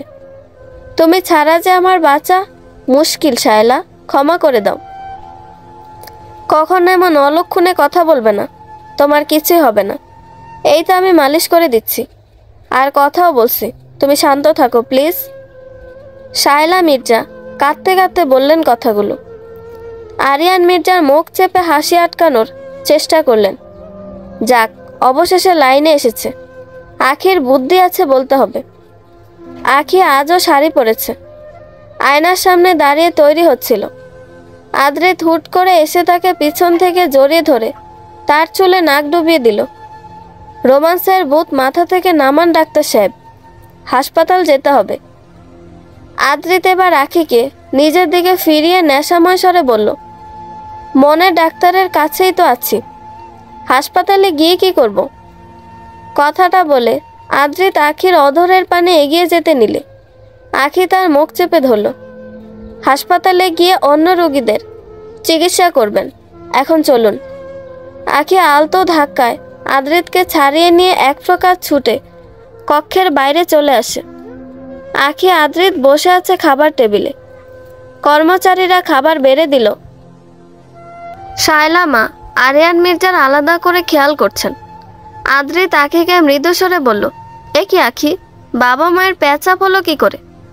আখি আছে যেখানে সমস্যার সমাধান আছে সেখানে। তুমি কি করলে এমন? একটা আইডিয়া দিয়েছিলাম আঙ্কেলকে, হয়তো কাজ হয়েছে। তুমিও পারো বটে। নাস্তা শেষে দুজন হাসপাতালের উদ্দেশ্যে বেরিয়ে গেল। আজকে হাসপাতালে তেমন কাজ করতে দিলেন না আশরাফ খান আখি আদ্রিতকে, বরং দুজনকে অর্ধেক দিনে ছুটি দিয়ে দিলেন। আদ্রিত তো মহা খুশি। যাক, কপাল করে একজন শ্বশুরমশাই পেয়েছে। একমাত্র মেয়ের জামাইয়ের মনের ডাক কিভাবে বুঝে গেলেন দেখো। ছুটি দিয়ে দিলেন। আজ সারাদিন রাত ঘুরবো তোমায় নিয়ে। হয়েছে, এবার এত খুশি না হয়ে গাড়ি ছাড়ুন। এখনই ছাড়ছি ডাক্তার সাহেবা। আদ্রিত গাড়ি ছেড়ে দিয়ে হাসপাতালের গেটের বাইরের রাস্তায় ওঠার আগে কোথা থেকে আদ্রিস তাদের গাড়ির সামনে চলে এলো। আদ্রিত সহসা ব্রেক কষল। দুজনেই বেশ বিরক্ত হয়ে গাড়ি থেকে নেমে গেল। কি হয়েছে আদ্রিস, বুদ্ধি বিলুপ্ত হয়েছে তোমার? এখনই কি ঘটেছে তো ভাবতে পারছো? যা হওয়ার তো হয়ে গেছে আখি, আর কি হবে? শুধু শেষবার তোমাকে দেখতে এসেছিলাম, জানি আর কখনো ফিরে আসবে না। তবে আজ মন রাখার জন্য একবার হলো বলো না ক্ষমা করে দিয়েছ, শান্তিতে মরতে তো পারবো। কি বলছো এসব আদ্রিস? আখির জবাবে আদ্রিস কিছু বলল না, বরং রহস্যময় হাসি দিয়ে পিছু হাঁটতে লাগলো। অপর পাশ থেকে দ্রুত গতিতে একটা গাড়ি আসতে দেখলো আখি, কিন্তু কিছু বলে বা করে ওঠার আগে আদ্রিস চলে গেল সেই গাড়িটার সামনে। মুহূর্তে আদ্রিস গাড়ির প্রবল ধাক্কায় উড়ে গিয়ে বেশ দূরে ছিটকে পড়ল। আখি আদ্রিস ছুটে গেল আদ্রিসের কাছে। আদ্রিস আখির হাত ধরে খুব কষ্ট করে মুখে কথা ফোটালো, আখি, মানুষ এমন অবস্থায় কখনো মিথ্যে বলবে না। আমি সত্যিই তোমাকে অনেক ভালোবাসি আখি। আদ্রিস জ্ঞান হারিয়ে গেল। প্রায় 1 ঘন্টা পেরিয়ে গেছে। আখি আদ্রিত এখনো বেরোয়নি অপারেশন থিয়েটার থেকে। আদ্রিসের অপারেশন চলছে। বাইরে আখি আদ্রিসের পরিবার দাঁড়িয়ে আছে। অনেক সময় পর আখি আদ্রিত বেরিয়ে এলো। সবাই উৎসুক হয়ে এগিয়ে গেল তাদের দিকে। জাহানারা রহমান কাঁদতে কাঁদতে জিজ্ঞেস করলেন, আমার ছেলে ঠিক আছে তো? আখি আদ্রিত একে অপরের দিকে তাকালো। তারপর বিষণ্ণতার সহিত আখি বলল, হ্যাঁ, বর্তমানে ও বিপদমুক্ত। তবে ওর এক পা একদম ভেঙে গেছে। কখনো তো ভালো হওয়ার সম্ভাবনা নেই।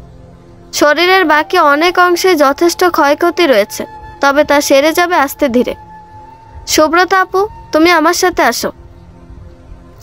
কথাগুলো বলে চলে গেল আখি তার কেবিনের দিকে। সুব্রতা ওর পিছন গেল। কি হয়েছে আখি?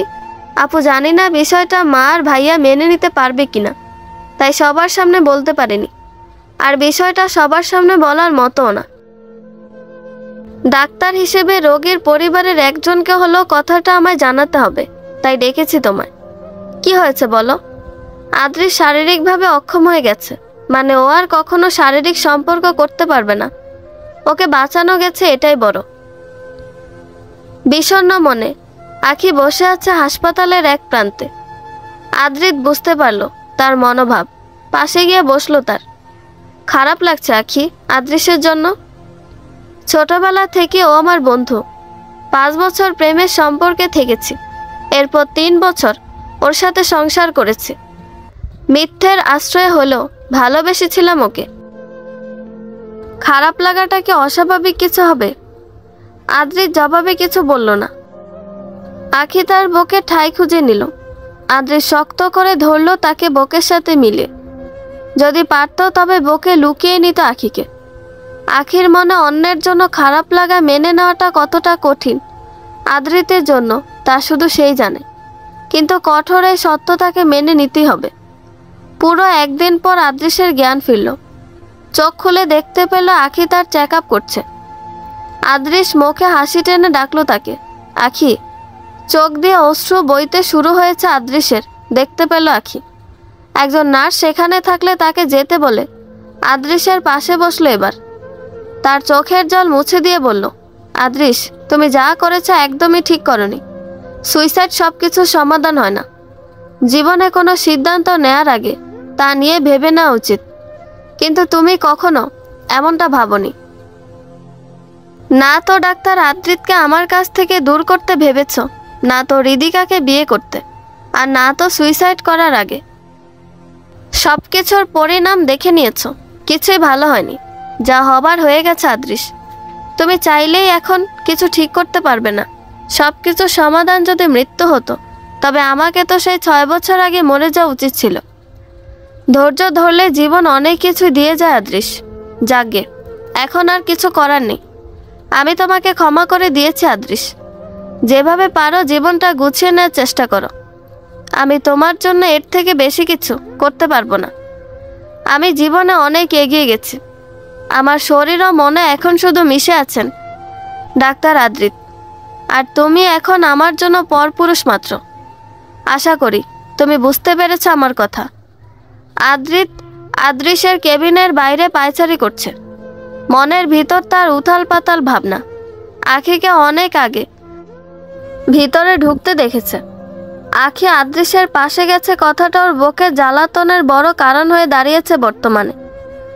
জানে আখি তার জায়গা কাউকে দিবে না, তবু আখিকে নিয়ে ঈর্ষা ধরে রাখতে পারে না সে। এবার আর নিজেকে আটকাতে না পেরে ভিতরে ঢুকে গেল। আখি আদৃশ দুজনেই তার দিকে তাকালো। আখিকে আদৃশের পাশে বসে থাকতে দেখে আদৃতের বুকে আরেক দফা মোচড় দিয়ে গেল। খুব কষ্টে নিজেকে আয়ত্ত করে বলল, আখি, আদৃশকে দেখা হয়ে গেলে চলো, কাজ আছে। ভাই, এমনিই তো জীবনভরের জন্য পেয়ে গেছে ওকে। একটু সময়ে সহানুভূতিতে কি অধিকার জমাতে পারি না আমি? আদৃশের বলা উক্ত কথায় তার জন্য খারাপ লাগলো আদৃতের। খুব কঠিন হলো নিজেকে স্বাভাবিক রাখার চেষ্টায় বলল, আচ্ছা ঠিক আছে, আমি আসছি। আদৃত নিরাশ চেহারায় বেরিয়ে গেল কেবিন থেকে। আখি বুঝতে পারলো তার অনুভূতি। রাত 12টা। আদৃত বিছানায় হেলান দিয়ে বসে বই পড়ছে। হঠাৎ টান দিয়ে আখি বইটা সরিয়ে দিয়ে তার কোলে এসে বসল। আদৃত প্রতিক্রিয়াহীন হয়ে তাকিয়ে আছে আখির দিকে। কি হয়েছে এই চোখা নাকটার? এমন চুপসে আছে কেন? কি হবে? কিছুই হয়নি। ব্যর্থ চেষ্টা করবেন না ডাক্তার সাহেব। বয়সে আপনার থেকে ছোট হতে পারি, বোধগম্যে নয়।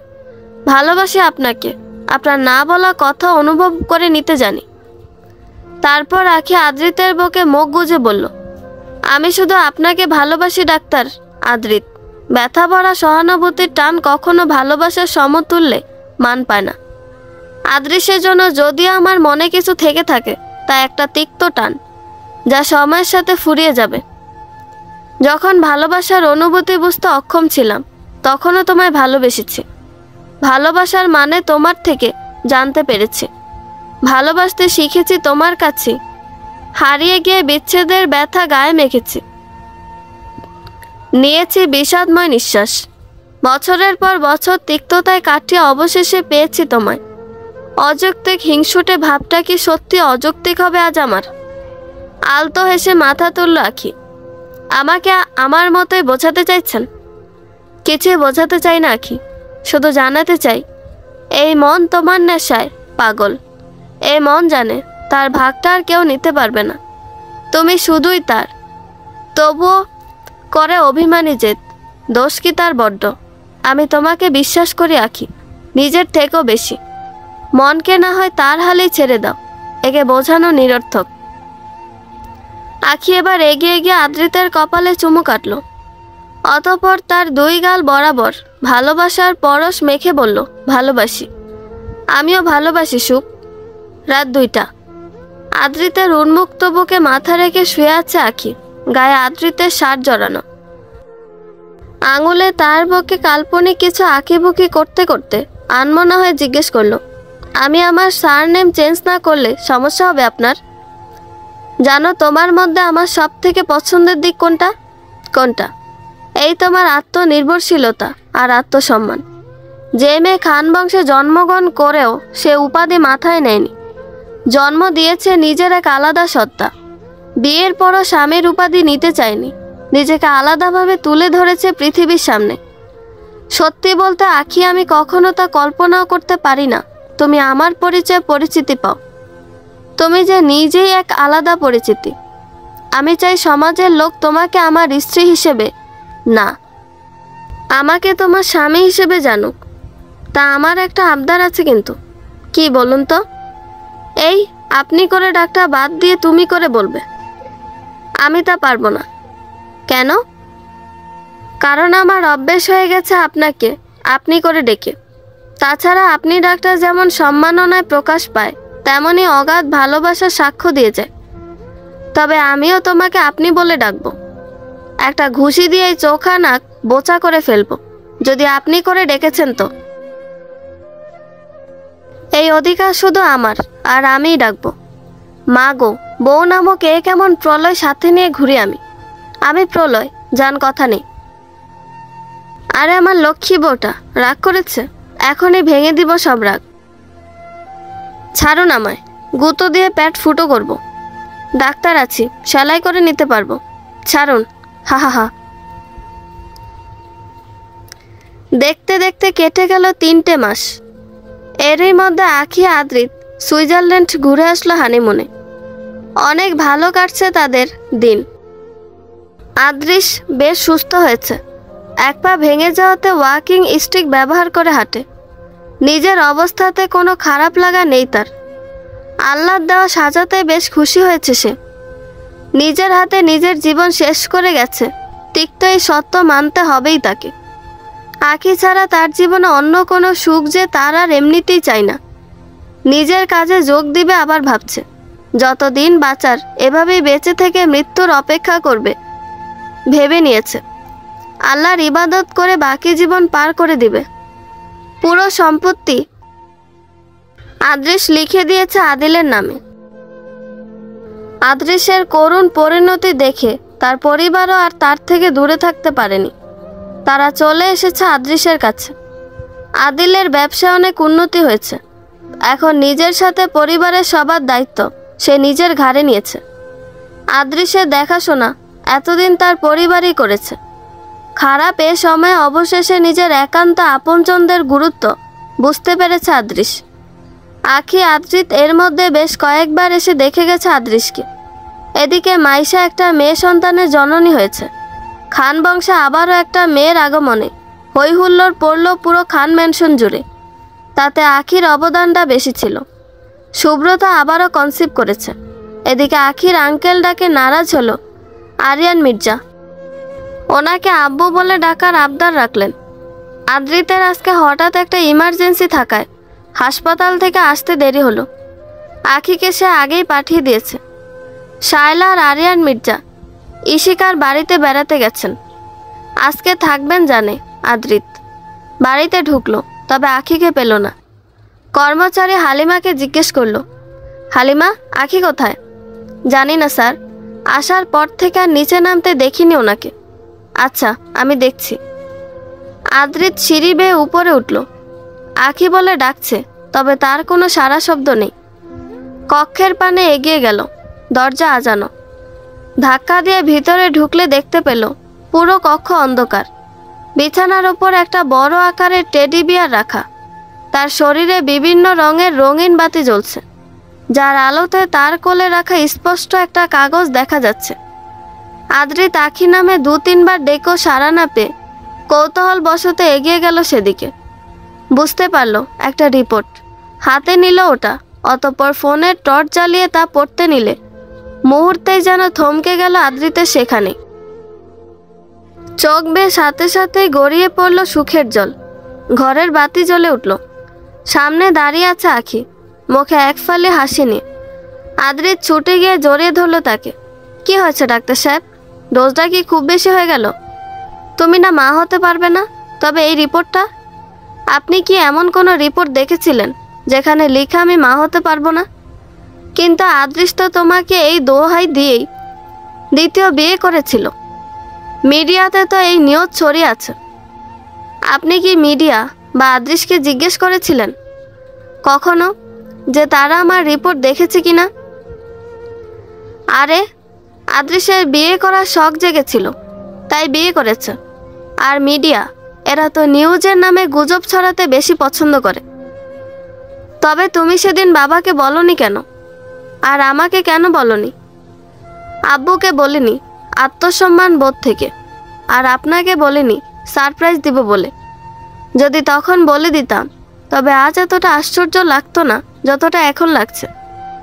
এসব তুমিই পারো একমাত্র। I love you. তুমি জানো না তুমি আমাকে কত বড় সুখ পাইয়ে দিয়েছো। I love you more. খবরটা পেয়ে সবাই খুশি। চারিদিকে পড়েছে খুশির হই হুল্লোড়। এদিকে আজ পাওয়া গেল আরও দুজনের লাশ। দুজনকে একই বিছানায় বিবস্ত্র অবস্থায় একটা চাদরের নিচে পাওয়া গেছে। দুজনেরই গলা কাটা। পাশে তাদেরই রক্তে বড় বড় করে লেখা, পরকীয়াকারীদের একটাই সাজা হওয়া চাই, মৃত্যুদণ্ড। প্রমত্ত অঙ্গনা। এদিকে আজকে ইন্সপেক্টর জিশান প্রমত্ত অঙ্গনা কেস ছেড়ে দিলেন। স্যার, আজকে আবারও 2টি খুন হলো। আপনি কি সত্যি আর প্রমত্ত অঙ্গনা কেস দেখবেন না? আরে না সুমন, আমি কেন? কোনো ইন্সপেক্টরই এই কেস হাতে নিতে চায় না। 13 বছর থেকে 14 বছরে চলে এসেছে, তবে কেস তার জায়গায়। সিআইডি, র্যাব কোনো টিম বাদ যাচ্ছে না, কিন্তু কোনো খবর নেই। আমি আর এই প্যাচালে থাকছি না। আচ্ছা স্যার, আপনার কি খটকা লাগে না? সব পরকীয়াকারীদের প্রমত্ত অঙ্গনা মৃত্যু সাজা দেয়, তবে আদৃশ হৃদিকাকে কেন দিল না? আদৃশের বিষয়টা তো মিডিয়াতে উঠে এসেছে। এমন তো নয় যে তার বিষয়ে প্রমত্ত অঙ্গনা জানে না। আদৃশের বিষয়ে জানি না, তবে হৃদিকাকে প্রমত্ত অঙ্গনা ছাড়েনি। ওর শরীরে ভাইরাস পাওয়া গেছে। ডাক্তারের থেকে জানা গেছে তা মনুষ্য সৃষ্ট, কিন্তু চাইলেও কেউ তার প্রতিষেধক বানাতে পারছে না। কারণ ওর শরীরে 2টা ভাইরাস দেওয়া হয়েছে, আর 2টা ভাইরাস ওর শরীরে ছড়িয়ে একে অন্যের সাথে মিলে গেছে, যার ফলে এদের আলাদা করে আলাদা ওষুধ বানানো সম্ভব হচ্ছে না। আমার মনে হয় এমনটা প্রমত্ত অঙ্গনাই করেছে। কিন্তু সবাইকে সে মৃত্যু দিল, তাকে কেন দিল না? ওকে এত যন্ত্রণা দিয়ে জীবিত রেখেছে, নিশ্চিত হৃদিকা তার জন্য আলাদা কেউ, না হলে তো এমনটা করতো না। এমনও তো হতে পারে সে হৃদিকার পরিচিত কেউ, যার অনিষ্ট হৃদিকা করেছে, আর তার ফলস্বরূপ তাকে এমন সাজা দেওয়া হয়েছে। এমনটা হলে সন্দেহ যায় প্রথমত আখির উপর। তবে ডাক্তার, আখিকে আমরা জবাবদিহি করলে পারি না সুমন। কোনো প্রমাণ ছাড়া আমরা এত ক্ষমতা সম্পন্ন কাউকে জবাবদিহি করতে পারবো না, শুধু অল্প একটু সন্দেহের জোরে। আখির এতটা ক্ষমতা যে উপযুক্ত প্রমাণ ব্যতীত ওকে হেনস্থা করা মানে আমার জব হুমকিতে ফেলা। তাছাড়া ওর আশেপাশে যা নামডাক, প্রতি বছর বিপুল পরিমাণ টাকা দেশের বিভিন্ন অনাথ আশ্রম ও বৃদ্ধাশ্রমে যায় আখির অ্যাকাউন্ট থেকে। দেশের বড় অংশের জনসমর্থন আছে ওর পক্ষে। বুঝতে পারছ, এখানে সন্দেহের বসে কিছুই হবে না। আখির বিরুদ্ধে আমরা অনেক ইনভেস্টিগেশন করেছিও, কিন্তু শূন্য হাত ছাড়া আমরা কখনোই ফিরিনি। তাছাড়া হৃদিকাকে যে প্রমত্ত অঙ্গনায় ভাইরাস দিয়েছে তারও তো কোনো প্রমাণ নেই। সবই আমাদের চিন্তা মাত্র। বাস্তবে আমরা কিছুই করতে পারিনি এখন অবধি। আখির 9ম মাস চলছে। আখির সাথে ছায়ার মতো লেগে আছে মির্জাবাড়ির প্রতিটা মানুষ। সেবা, যত্ন আর পরিচর্যার কোনো কমতি নেই তার প্রতি কারো। সাথে একজন নার্স রাখা হলো আদ্রিত নিজেই থাকছে তার কাছে বেশিরভাগ সময়। শেষের এই মাসে হাসপাতালে এমার্জেন্সি ছাড়া যায় না সে। নিজেকে ভাগ্যবতী মনে হচ্ছে আখির, জীবনে এমন কিছু সংখ্যক মানুষকে পরিবার হিসেবে পেয়ে। সুব্রতা, আদিল, জাহানারা রহমান প্রায়ই আসেন আখিকে দেখ। আদৃশের সাথে আর কথা হয় না আখির। আজ আখি বাগানের দিকটা হাঁটছে, সাথে তার নার্স। আদ্রিত হাসপাতালে গেছে একটু আগে। আখি হাঁটছিল, হঠাৎ আদৃশকে সামনে দেখতে পেল। জল ভর্তি চোখে দাঁড়িয়ে আছে। আরে আদৃশ, তুমি? শুনেছি তোমার টুইন বেবি হবে, তাই তোমাকে দেখার ইচ্ছেটা আর চেপে রাখতে পারিনি। যদি তোমার সমস্যা না হয় তবে কি আমি ওদের একটু ছুঁয়ে দেখতে পারি? আবদারটা আখির মনে বেশ অস্বাভাবিক অনুভূতি জন্ম দিল। মানা করতে পারল না আদৃশকে। বরং অনুমতি দিলে আদৃশ তার হাতটা আখির পেটের উপর রাখল। আখি লক্ষ্য করল আদৃশের হাত তখন কাঁপছিল আর চোখ দিয়েও অশ্রু ধারা বইছিল। জানো আখি, তুমি আগের থেকে আরো সুন্দরী হয়ে গেছো। শুনেছিলাম গর্ভাবস্থায় মায়েদের নাকি আলাদা মায়াবী দেখায়, তোমাকে তো অতিরিক্ত মায়াবী লাগছে। দেখলে তো নিয়তির খেলা, যে বাহানায় তোমাকে পীড়াদায়ক জীবন দান করেছিলাম আল্লাহ তা লিখে দিলেন আমার কপালে। আজ তোমার কোল ঠিকই ভরে গেছে, আমি নিঃস্ব হয়ে আছি। আদৃশ, শুকরিয়া করো, আল্লাহ প্রাণ রেখেছেন, তোমাকে প্রায়শ্চিত্তের একটা সুযোগ দিয়েছেন। জীবন থেমে যায় না আদৃশ, এমন তো জরুরি নয়। জীবনে বংশ বাড়াতে হলে, বাচ্চা নিতে হলে নিজের অংশেরই প্রয়োজন হবে। তুমি একটা বাচ্চা দত্তক নিতে পারো, যাতে একটা অনাথ পাবে মাথার ছায়া, তুমি পাবে জীবনে বেঁচে থাকার নতুন কারণ। সুখে দুঃখে খুনসুটিতে পেরিয়ে গেল 5টে বছর। হৃদিকার বিরুদ্ধে কোর্টে সাক্ষী হয়েছে তার নিজের পরিবার, আজিজ, আদৃশ ও আদৃশ আমিরুলের পরিবার। সব সাক্ষ্য প্রমাণ সহিত হৃদিকার সাজা ছিল মৃত্যুদণ্ড। তবে ও শারীরিক ও মানসিকভাবে অসুস্থ প্রমাণ হয় তাকে যাবজ্জীবন কারাদণ্ডে দণ্ডিত করা হলো। ওকে একটা পাগলাগারদ পাঠিয়ে দেওয়া হলো আইনি ব্যবস্থায়। কখন ওর ভালো হওয়ার কোনো দিক দেখা গেলে ওকে জেলে নিয়ে আসার আদেশ রয়েছে। এদিকে হৃদিকার চুল এবং দাঁত সব পড়ে গেছে, চামড়া শুকিয়ে গেছে, চোখের পাপড়ি সহ ব্রু এর চুলগুলো পড়ে গেছে, নখগুলো সব উঠে গেছে। তাকে দেখতে এতটা ভয়ঙ্কর লাগে যে কেউ ওর সামনে যেতে চায় না, কেউ কথা বলে না ওর সাথে। সারাদিন বোঝা হিসেবে পড়ে থাকা ছাড়া ওর কোনো কাজ নেই। আদৃশ একটা মেয়ে বাচ্চা দত্তক নিয়েছে, নাম দিয়েছে তার আরশি। আদৃশ কখনো আখির সাথে বসে নিজের বাচ্চাদের নাম নির্বাচন করেছিল। যদিও আখি নেই তার জীবনে, তবে তার স্মৃতিতে বাচ্চাটির নাম রাখলো আরশি। আরশি বলতে আদৃশের প্রাণ। আদৃশের সব কিছু জুড়ে এখন আরশির বসবাস। 10 মাস বয়স থেকে ওকে লালন পালন করছে আদৃশ। আজ তার বয়স 5 বছর 2 মাস। আদৃশ এবং আরশির সাথে মাঝে মধ্যে দেখা হয় আখি, আদৃত ও তাদের বাচ্চাদের। আখি আদৃত স্বাভাবিকভাবে আদৃশের সাথে দেখা করে, কথা বলে থাকে। আয়াত, আয়াত, আয়াত, কি হয়েছে আমার সুখ পাখিটার? আমার মেয়েটার ওপর এমন হিটলারি জারি কেন করেছ? জানেন আপনি কি করেছ? পাশের বাড়ির মিজান চাচার গাড়িতে কাদা মাখিয়ে এসেছে। উনি আমাকে এসে নালিশ দিয়ে গেছেন। মাম্মা, মাম্মা, জলদি চলো মাম্মা, আয়াত খেপেছে। কি হয়েছে আহনাফ, কি করেছ? মাম্মা, আমি আর আয়াত ক্রিকেট খেলছিলাম পাশের মাঠে। হঠাৎ পাশের বাড়ির 2 ছেলে, ইরান ঈশান, দুজন আমাদের সিনিয়র, ক্লাস 3-তে পড়ে ওরা দুজন, এসে আমাদের ব্যাট বল কেড়ে নিয়ে খেলতে চায়। আমি আসছিলাম তোমাদের নিয়ে যাব বলে, কিন্তু আয়াত এর আগেই ব্যাট তুলে একজনকে মেরে বসেছে। একজনকে বল দিয়ে মেরে নাক ফাটিয়ে দিয়েছে। আমি আটকাতে পারিনি, ওদের হয়তো আরও মারছে। প্লিজ তোমরা চলো, এই আয়াতকে নিয়ে আর পারি না। আদ্রি তাকে দুজনেই ছুটে গেল সেদিকে। দেখলো গিয়ে আয়াত মারামারি করছে ছেলে দুটোর সাথে। ছোট্ট একটা মেয়ে হলো দুজনকে বেশ জব্দ করেছে। একজনকে কামড়ে ধরেছে তো একজনকে খামচে ধরেছে। আখি আদ্রি ছুটে গিয়ে ওদের থামায়। সব দিক ঠিকঠাক করে আয়াতকে নিয়ে বাড়ি আসে দুজন। আখি বাচ্চা তো, যেতে দাও। আপনি একটাও কথা বলবেন না। এই আপনার আশকারা পেয়ে ও মাথায় চড়ে বসেছে। চুপচাপ বলো আয়াত, মিজান চাচার গাড়িতে কাদা কেন মাখিয়েছ? ওই ছেলে দুটোকে এভাবে কেন মেরেছ?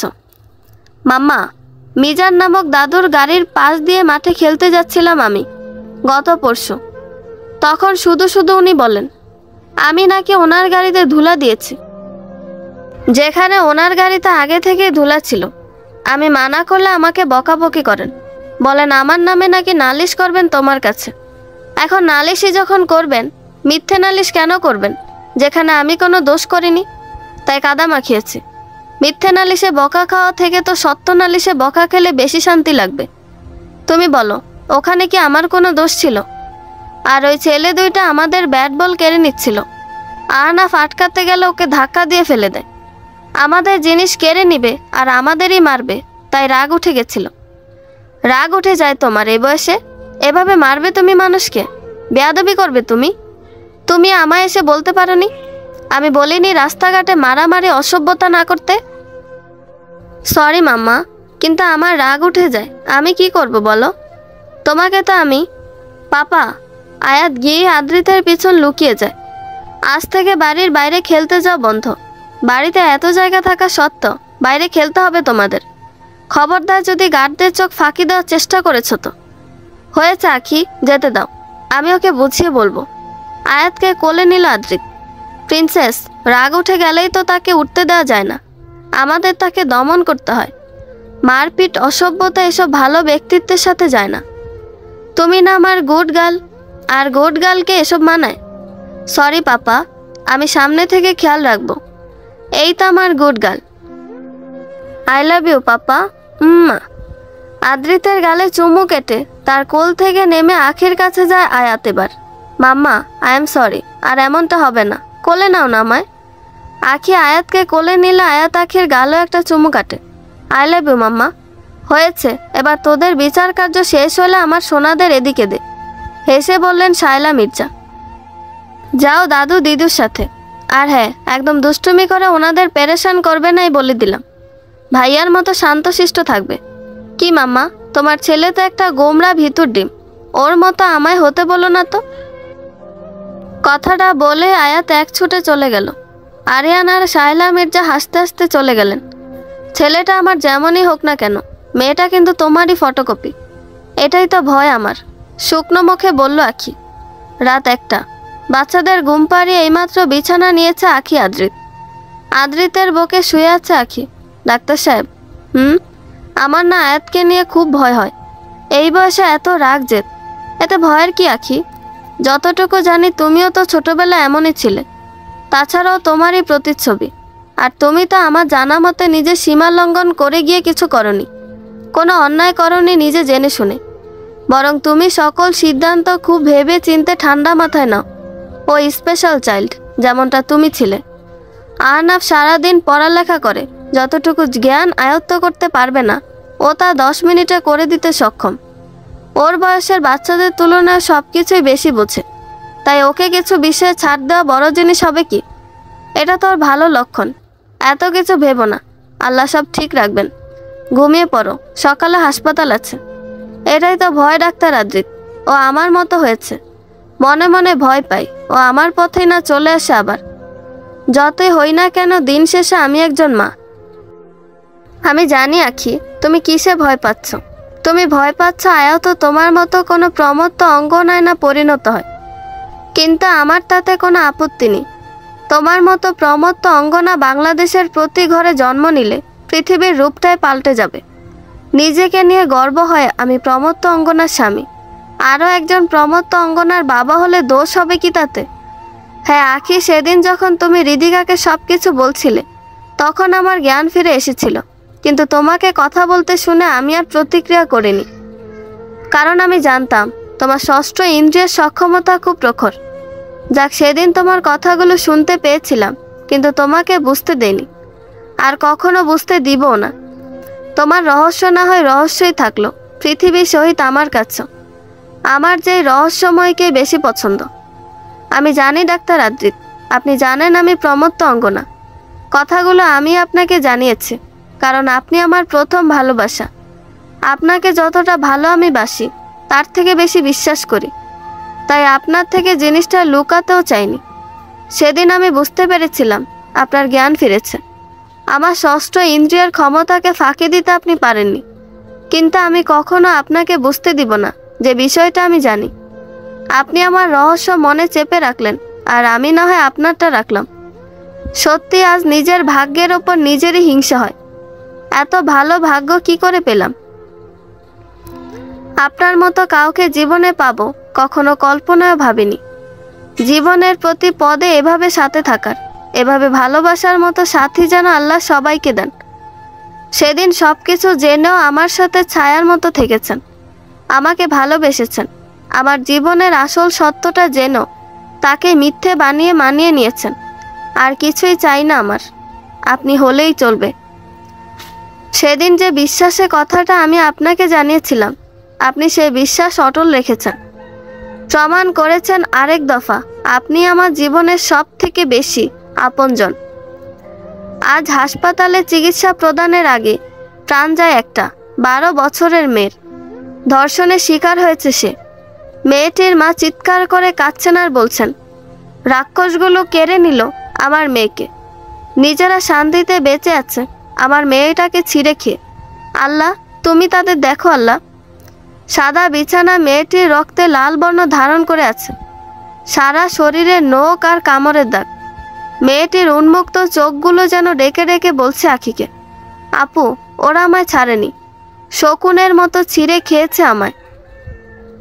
তুমি ওদের ছিঁড়ে খেও, ওদের একদম ছেড়ো না।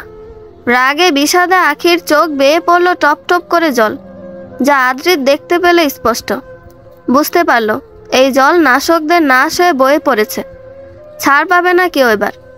দুজনেই পালিয়ে বেড়াচ্ছে। আখি নিজে খোঁজ নিয়েছে ওদের। অবশেষে জানতে পেরেছে তাদের গা ঢাকা দিয়ে লুকোনো স্থান। প্রায় 4 দিন লেগেছে আখির তাদের সঠিক খোঁজ নিতে। রাত 2টা, একটা ঝুপড়ি ঘরে শুয়ে আছে 2টি লোক। পুলিশের হাত থেকে বেঁচে এখানে ঠাঁই নিয়েছে দুজন। নির্দ্বিধায় শুয়েছিল তারা। হঠাৎ একজন কক্ষে কিছু নড়াচড়া শুনলে উঠে বসে, অপরজনকেও ডেকে তুলে, এই বিজু, ঘরে যেন কেউ আছে। কে হবে এত রাতে? তখন ঘরের ছোট জানালা দিয়ে বাইরে থেকে আগত জ্যোৎস্নার আলোতে দুজন কারো অবয়ব দেখতে পায় নিজেদের ঠিক সামনেই।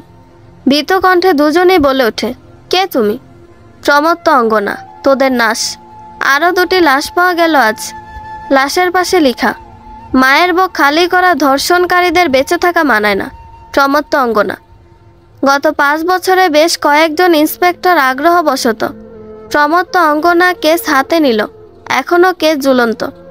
মিডিয়া থেকে সাধারণ জনগণ অবধি সবাই চায় প্রমত্ত অঙ্গনা এভাবে অন্যায়ের প্রতিরোধ করে যাক। দেশে জন্ম নিয়েছে প্রবল জনসমর্থন প্রমত্ত অঙ্গনার পক্ষে, যার ফলস্বরূপ তাকে ধরার আগ্রহ কম হয়ে দাঁড়িয়েছে পুলিশ প্রশাসনেরও। আজ আয়াত আহনাফের 5মতম জন্মদিনে অনেক বড় অনুষ্ঠান রাখা হয়েছে মির্জা হাউজে। অনেক মেহমান এসেছেন সেখানে। তবে অনুষ্ঠান শুরুর প্রথম থেকে আখি লক্ষ্য করছে একটি মেয়ে আদ্রিতের সাথে বেশ ঘেঁষাঘেঁষি করার চেষ্টা করছে। তবে আদ্রিত তাকে কোনো পাত্তা দিচ্ছে না, বরং এড়িয়ে যাচ্ছে। হঠাৎ একটা কল অ্যাটেন্ড করতে আদ্রিত একা একটা কক্ষের দিকে গেলে মেয়েটিও পিছু যায়। আখিও পিছু নেয় তাদের। আদ্রিত ফোনে কথা বলে আসতে নিবে, তার আগেই মেয়েটি তাকে পিছন থেকে জড়িয়ে ধরে। আদ্রিত সাথে সাথে ধাক্কা দিয়ে তাকে ফ্লোরে ফেলে দেয়। এটা কোন ধরনের ব্যবহার তানজিন? আমি তোমাকে ভালোবাসি আদ্রিত। তুমি যা চাইবে তাই পাবে আমার কাছে। প্লিজ একবার হ্যাঁ বলো। তোমার স্ত্রী কিছুই জানবে না। আর একবার যদি এই কথাটা তোর মুখে শুনি বা তোকে আমার আশেপাশে দেখি, তবে আমি ভুলে যাব তুই একটি মেয়ে। আমি আখিকে ভালোবাসি। আমি শুধুই ওর। এক নারীতেই আমার বাস, আর সেই নারীতেই আমার নাশ। ওর আর আমার মধ্যে তৃতীয় কেউ ঢুকতে চাইলে তাকে শেষ করে দিত দুবার ভাববো না আমি। চুপচাপ চলে যা, নইলে গার্ড ডেকে তোকে ঘাট ধাক্কা দিয়ে বের করে দিতে বাধ্য হব আমি। মায়ের বান্ধবীর মেয়ে ভেবে এতদিন কিছু বলিনি, তাই বলে ভাবিস না তুই সুযোগ পেয়ে যাবি। অতিরিক্ত রাগে আদ্রিত এক প্রকার গর্জে কথাগুলো বলে বেরিয়ে গেল। আদ্রিতকে আসতে দেখে আখি লুকিয়ে গেল, অতঃপর আলতো হাসল। রাতে আখি বিছানা গোছাচ্ছিল ঘুমানোর জন্য। তখন আদ্রিত তাকে নিজের পাশে বসিয়ে বলল, আখি, আমি তোমাকে একটা কথা বলতে চাই। বলেন। ওই যে মায়ের বান্ধবীর মেয়ে তানজিন কয়েকদিন ধরে আমার পিছু ঘুরঘুর করছিল। আমি পাত্তা দেইনি, কিন্তু আজকে সব লিমিট ক্রস করে ও আমাকে জড়িয়ে ধরেছিল। তখন আমি ওকে ধাক্কা দিয়ে ফেলে দিই। কিছু করা কথাও শুনিয়ে দিই। কি, ও আপনাকে জড়িয়ে ধরেছিল? আপনি সুযোগ না দিলে এমনি জড়িয়ে ধরবে? আমি কোনো সুযোগ দিইনি আখি। আর দেওয়ার হলে তোমাকে কেন সব কিছু বলতাম। বলছেন যাতে আপনি সত্যি অন্যত্র গেলে আমি আপনার ওপর বিশ্বাস রাখি। ভালো করে জানি আমি আপনার মতো পুরুষদের। আমার মতো পুরুষদের মানে? আমার চরিত্র কি খারাপ পেয়েছো তুমি? অনেক কিছুই। আদ্রির জবাবে কিছুই বলল না। ছল ছল নয়নে আখির দিকে তাকিয়ে অভিমান নিয়ে শুয়ে পড়ল একপাশে। আখি মুখ চেপে হাসল, অতঃপর এগিয়ে গিয়ে আদ্রিতের গালে চুমু কাটল, হাতে মুছে দিল তার চোখের জল। তারপর তার কপালে চুমু দিয়ে বলল, ভালো করে ঝগড়াটাও করতে জানেন না আপনি, বরং অভিমান করে শুয়ে থেকে চোখের জল ত্যাগ দিতে জানেন। কয়েকটা কটু কথা শুনিয়ে দিলেই তো পারেন আমায়। এর মানে এসব ফাজলামো ছিল তোমার? তা নয় তো কি? হা হা হা। সব কিছুতেই ফাজলামো ভালো লাগে না কি? জানো কতটা ভয় পাই আমি তোমাকে হারানোর? তাও আমার অনুভূতি নিয়ে মজা করতে ভালো লাগে তোমার? জানেনই তো কতটা বিশ্বাস করি আমি আপনাকে, তবে কেন এত ভয় পান? আর আপনার অনুভূতি তো সব আমার জন্য, তবে তা নিয়ে আমি মজা করব না তো কে করবে শুনি? তানজিন, হা হা। তোমাকে না আমি? মাগো বাঁচাও, একটা চোখা নাকওয়ালা মেরে ফেললো আমায়। এখনই টেনে তোমার নাকটাও চোখা করছি, দাঁড়াও। আমার নাক এমনিতেই চোখা আছে, আর করতে হবে না। ছাড়ুন আমায় লুচ্চা পুরুষ। তোমার সাথে লুচ্চামি না করলে কার সাথে করব সুন্দরী? হা হা হা। বন্ধুরা, গল্পটি ভালো লেগে থাকলে একটা লাইক করে দিবেন এবং গল্প সম্পর্কে কোনো মতামত জানানোর থাকলে কমেন্টস করতে পারেন। নতুন নতুন আরও গল্প শোনার জন্য চ্যানেলটি সাবস্ক্রাইব করে পাশেই থাকবেন। ধন্যবাদ সবাইকে, ভালো থাকবেন।